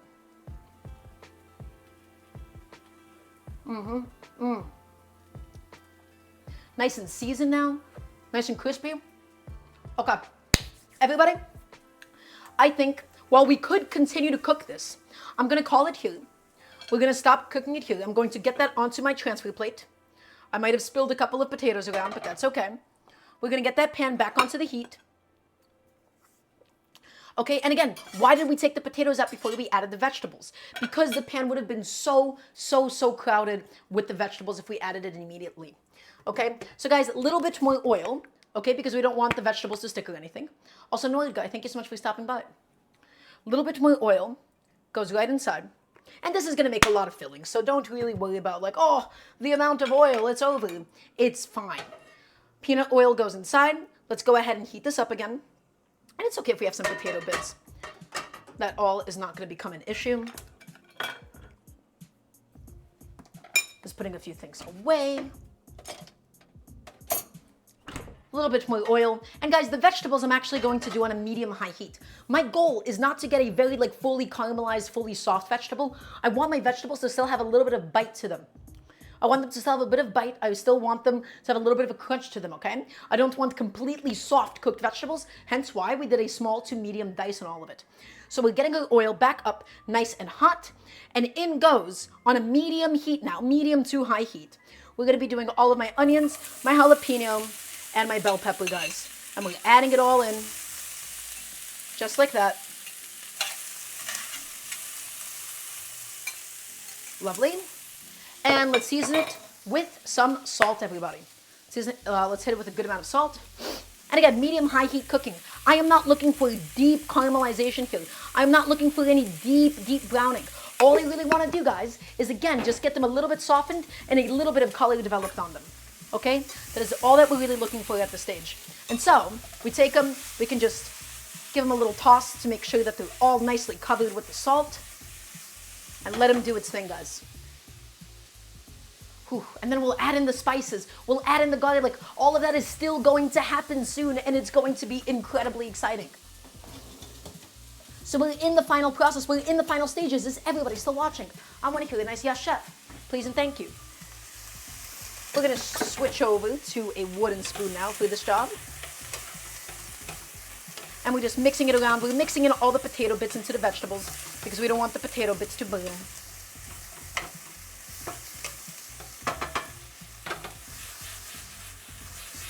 Okay, the sizzling is beginning to reduce a little bit as the vegetables release all of the liquid into the pans. Okay, and so that liquid is going to evaporate, and as soon as it evaporates, it's going to begin browning again. With this much surface area in this wide of a pan, it's going to take almost no time at all for all of that excess vegetable liquid to indeed inevitably evaporate. So we're getting the jalapenos going, we're getting the bell peppers going, we're getting the onions going, everybody.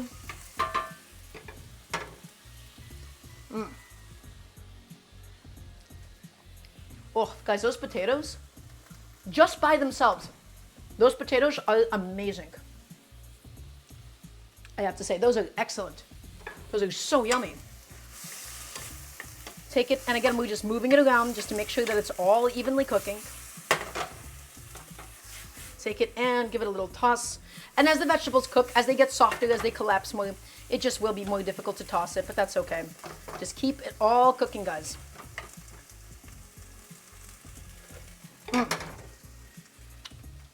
Well, that's going to be good. That's going to be so good.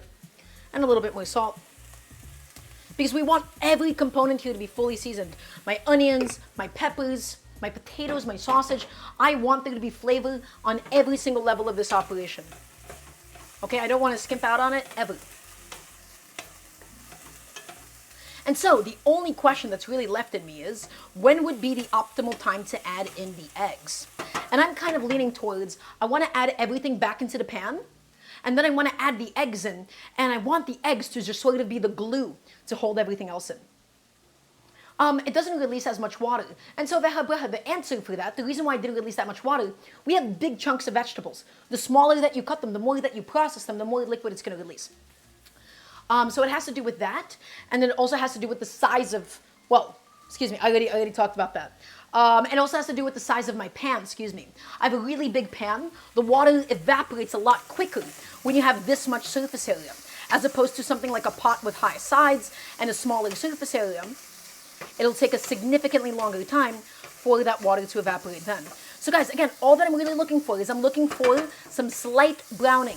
Nothing crazy. I just want the bite of the vegetables gone.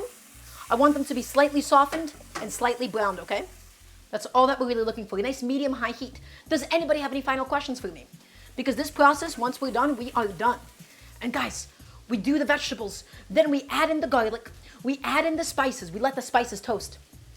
We add back in the potatoes. We add back in the sausage itself. Then we add in the eggs. We mix it up. We let the eggs cook. And then we finish it off by folding in some cheese. This is going to be pretty phenomenal. And at the moment, all I really want, I just want some color, any amount of color on my veggies here. Because right now, actually, what they have at the moment is a pretty good bite. So, not too much longer, I think. That's going to be perfect.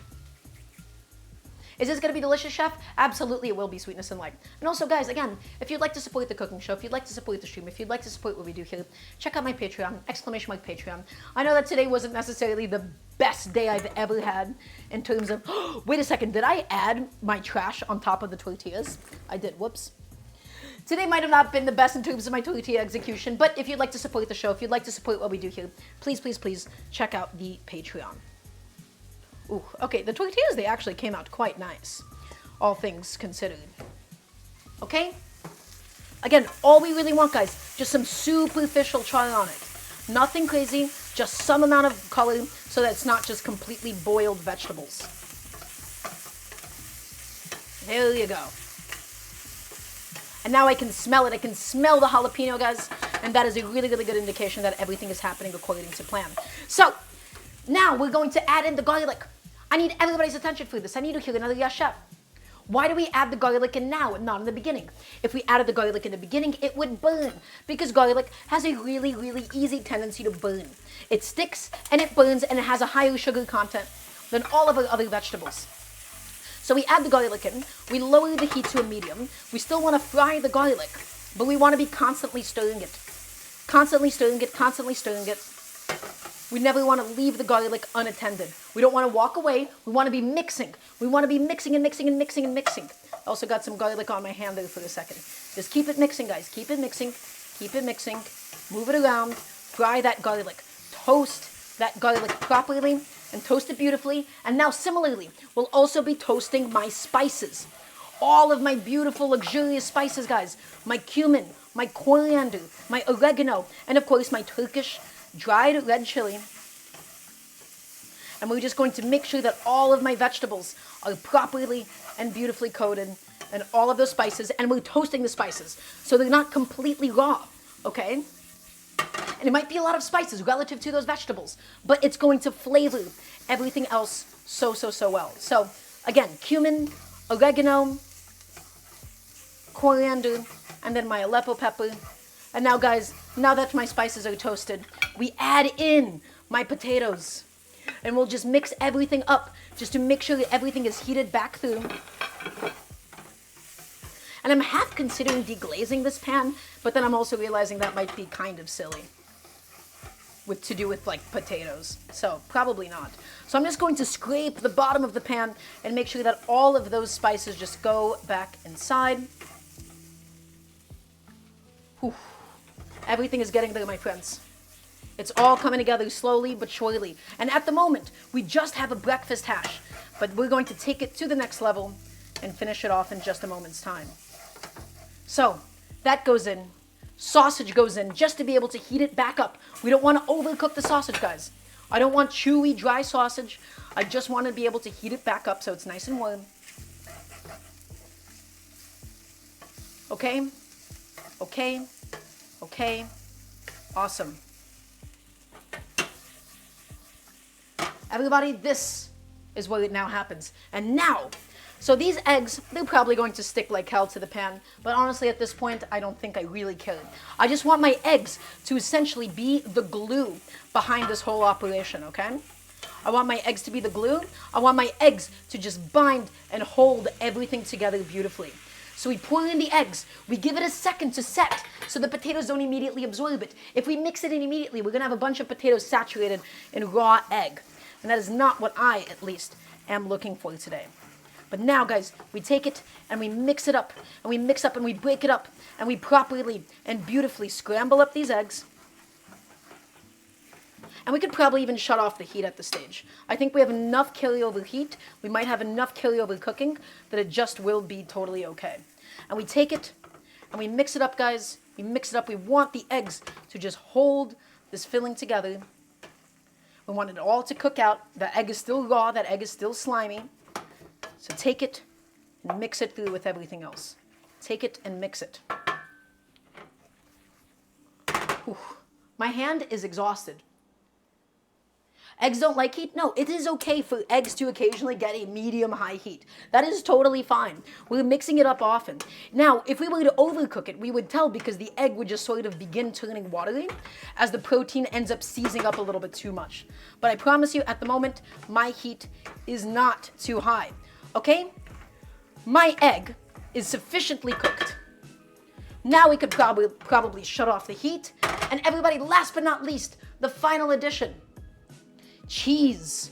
Let's take it and fold it through inside. Take the cheese and mix it up. Take the cheese and just mix it up throughout all of the filling. And that is my breakfast taco filling. So much effort, so much time, so much love. I don't want my cheese to completely melt in. I just want it to be nice and separated. Now, this probably looks kind of ugly at the moment. This is just a really, really messy hash with potatoes and sausage and cheese. But it's all going to be so delicious. Okay, there we go. That is now perfect. Everybody, it is time for us to plate. And that was just some cheddar cheese because I wanted some of that oomph. Everybody, it is time for us to plate once and for all. I'm gonna grab a nice big plate. Nice big plate. And let's go ahead and get some tortillas out for myself. 1, 2, and 3 lovely little tortillas that I have here ready to go. And let's take it and let's fill up each and every single one of them with all of this yummy filling, the sausage, the potatoes, the vegetables, the cheese, the eggs, everything. All of it just goes right inside.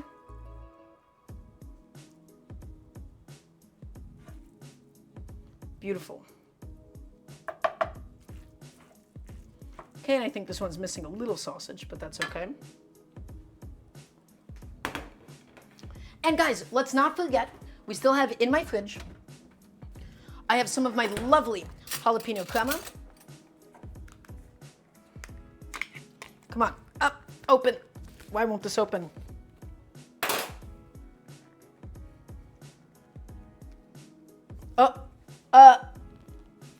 Hello? Why can't I? Guys, am I going insane? Why can't I open this? Uh-oh. I don't want to forget about my crema, but it's not letting me open it. What is happening? Should I have not screwed on the lid before I put it in my fridge? Is that what happened here? Huh. Oh, that is not budging. Oh, guys, that is just not budging at all. Hold on. Maybe a towel for some traction? Uh-oh. I would like to be able to get this open. I don't think a little bit of time in the fridge should have reduced it so significantly like that. But some nice hot water around the edges of this container, and it should theoretically open right up. And the answer is no, it did not. And if anything, I just made my t-shirt wet. Well, this sucks. Knock the lid on the counter. Oh boy. Oh boy. What happened? I am like using all of my strength here. And it is not opening. Oh, hold on. Hold on, hold on. We're back. We are so back. We are so back. That was a ridiculous amount of force. We are so back, everybody. Okay. Jalapeno crema. Let's just take it and line each of my lovely little tacos. Some of it directly on top. Beautiful. And then last but not least, everybody, we have to get some fresh scallion. I'm not going to do the cilantro because it looks really, really ugly at the moment. Okay, and everybody, that's it. This might have been the most amount of work anybody's ever put in for breakfast tacos. But let's talk about it. We made our own homemade corn tortillas. Is everybody listening? I want to hear a nice yes, chef, from everybody watching. We made our own homemade corn tortillas. We made the cilantro, jalapeno, lime crema. We took a bunch of leftover sausage that I had, some sujuk, some Turkish sausage, fried it up. We added some potatoes. We added in some onions, some bell peppers, some jalapenos. We added in a bunch of spices. We added in some eggs. And we finished it off with some cheese. Cheers.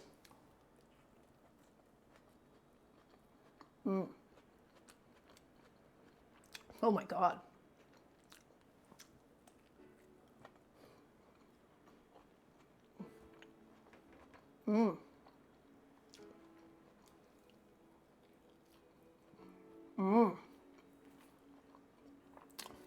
Oh, that's like good. That one is just gone. I inhaled it. That's good. Everybody, I want to eat this off camera. I'm kind of antsy to go enjoy this. Thank you all so much for watching. I apologize for today being a bit of a mess. Everybody, next stream is going to be this Sunday, 5 p.m. EDT. Every Wednesday, every Friday, every single Sunday, 5 p.m. EDT. Thank you all for being here. Check out my Patreon if you haven't already done so. Everybody, thank you for being with me. I know it was a bit of a long ride, 3 hours to make some breakfast tacos, but in the end, it was all worth it. Everybody, thank you for being here. Have a good night. Have a good Friday night. Have fun. Be safe. Be well. And I will catch you all later for alligator.